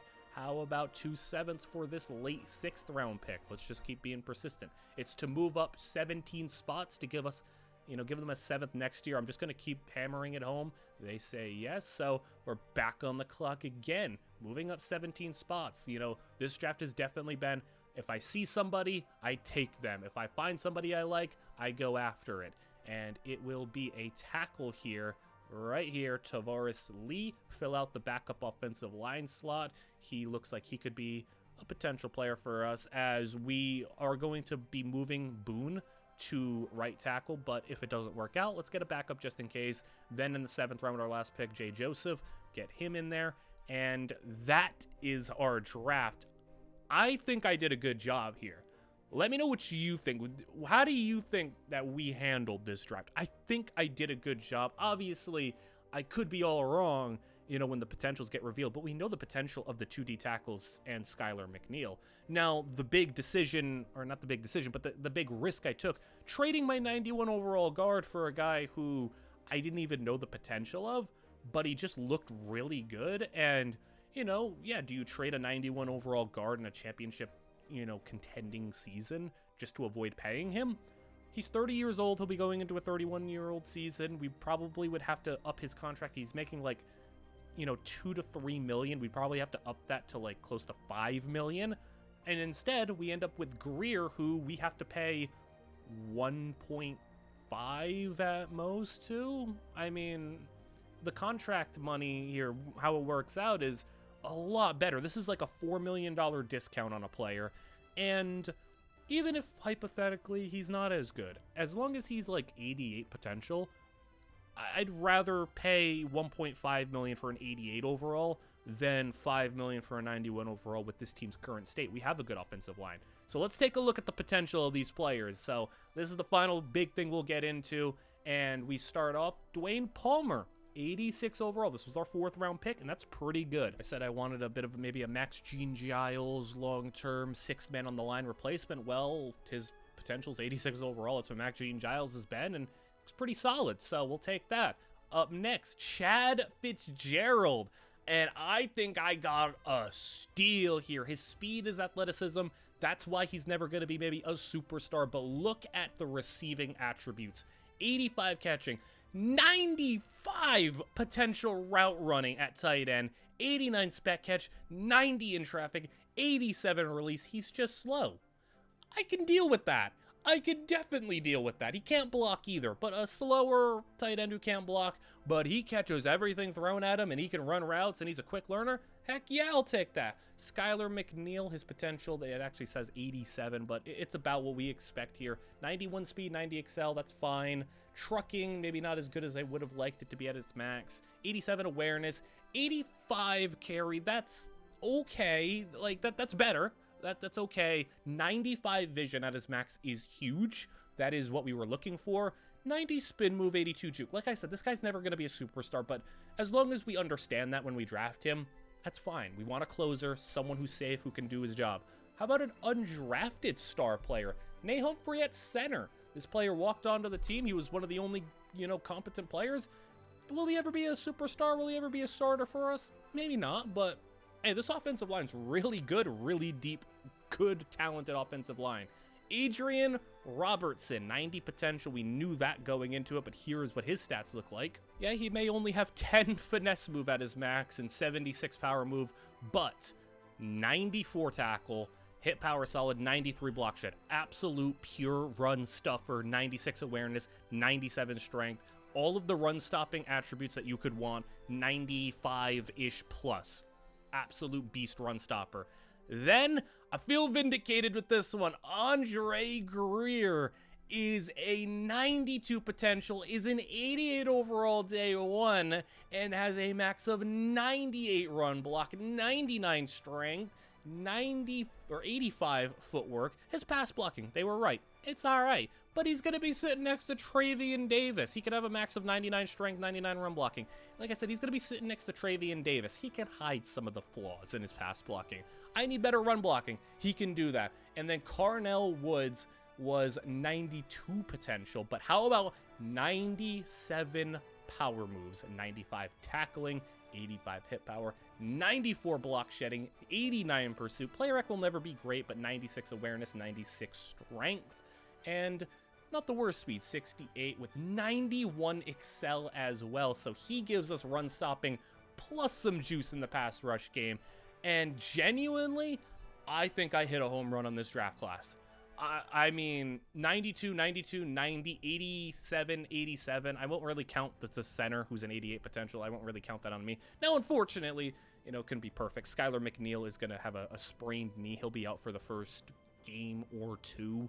We'll see. But, I mean, he was going to be the backup running back anyway. And, you know, we'll kind of roll with the hot hand if Cashmont is struggling. Cashmont also, his potential did go down. Like, you could see, like, he's starting to struggle a little bit. Like, when we got him, he had like 92 potential. He's gone down though to 86 potential, so even the game kind of acknowledges he's not as good as he could have been. He just can't hold on to the football. 77 carry is his max. He just can't hold on to it. So I mean, Skylar McNeil day one is going to have significantly better carrying and vision than him, so maybe that's what we need on this team. Wide receiver, DeFazio Combs, Lance Spence, Santana Moss still doing great at 35 years old. He's still an 88 overall. Welcome back to the team. Also, Greg Butler. He was sitting in free agency. Thought I'd bring him in. Chad Fitzgerald will get the start over D'Antonio. He provides us a much higher ceiling and even, pretty similar floor for us. At lineman, though, it's looking good. Travion Davis, Andre Greer, Cliff Kennedy, Ray Capps, and at right tackle, we signed Trevard Bolston, who was just sitting in free agency. I thought it was pretty interesting, but it will be Boone. He was drafted as a right tackle. It wasn't an immediate need for us when I made the selection. I said, trust me, it'll pan out. Well, he's the starting right tackle now, and I said I wanted to get run blocking to be better. Well, how about Todd Boone, who's got sky-high, limitless potential at run blocking, and then drafting Andre Greer, who's got sky-high, limitless potential at run blocking. The run blocking should be good. Now, maybe we do get sacked a little bit more. We got sacked only 20 times, though. If that number goes up to like 25, but we run block better, I'm fine with that. So Carnell Woods will be the starting D-tackle. He's the one who gives us the higher ceiling, pass rush plus run stopping, but our D-tackle situation looks amazing now. Linebacker still looks great. We're going to see if Sean Merriman can handle himself coming off that season-ending injury, 30 years old and everything. At cornerback, we lose Ronaldo Moon, but in steps Tyrod Darling to be the replacement and somebody who I think can be even better than Ronaldo Moon, which is saying a lot for how good Moon was for us. But I really think I worked this offseason well. And maybe it was a little questionable. Oh, you got rid of Howard Sanders. You let him walk. You let Ronaldo Moon walk. You were pretty passive in free agency. I made the trades and I made the draft picks. I bet on my talent evaluation. I bet on the ability to try to find a corner in the trade market. But I most certainly bet on my talent evaluation. It has worked out. And also, once again, shout outs to Laurent Landry for being the mainstay. 7 years going into year 8 on this team. Him, Santana Moss, guys who have been on this team since the very start. I want to get them a ring. And I think that this team is in prime position to go and win a Super Bowl this upcoming season. That's the expectation. We went to a Super Bowl and lost. We went to a conference championship and lost.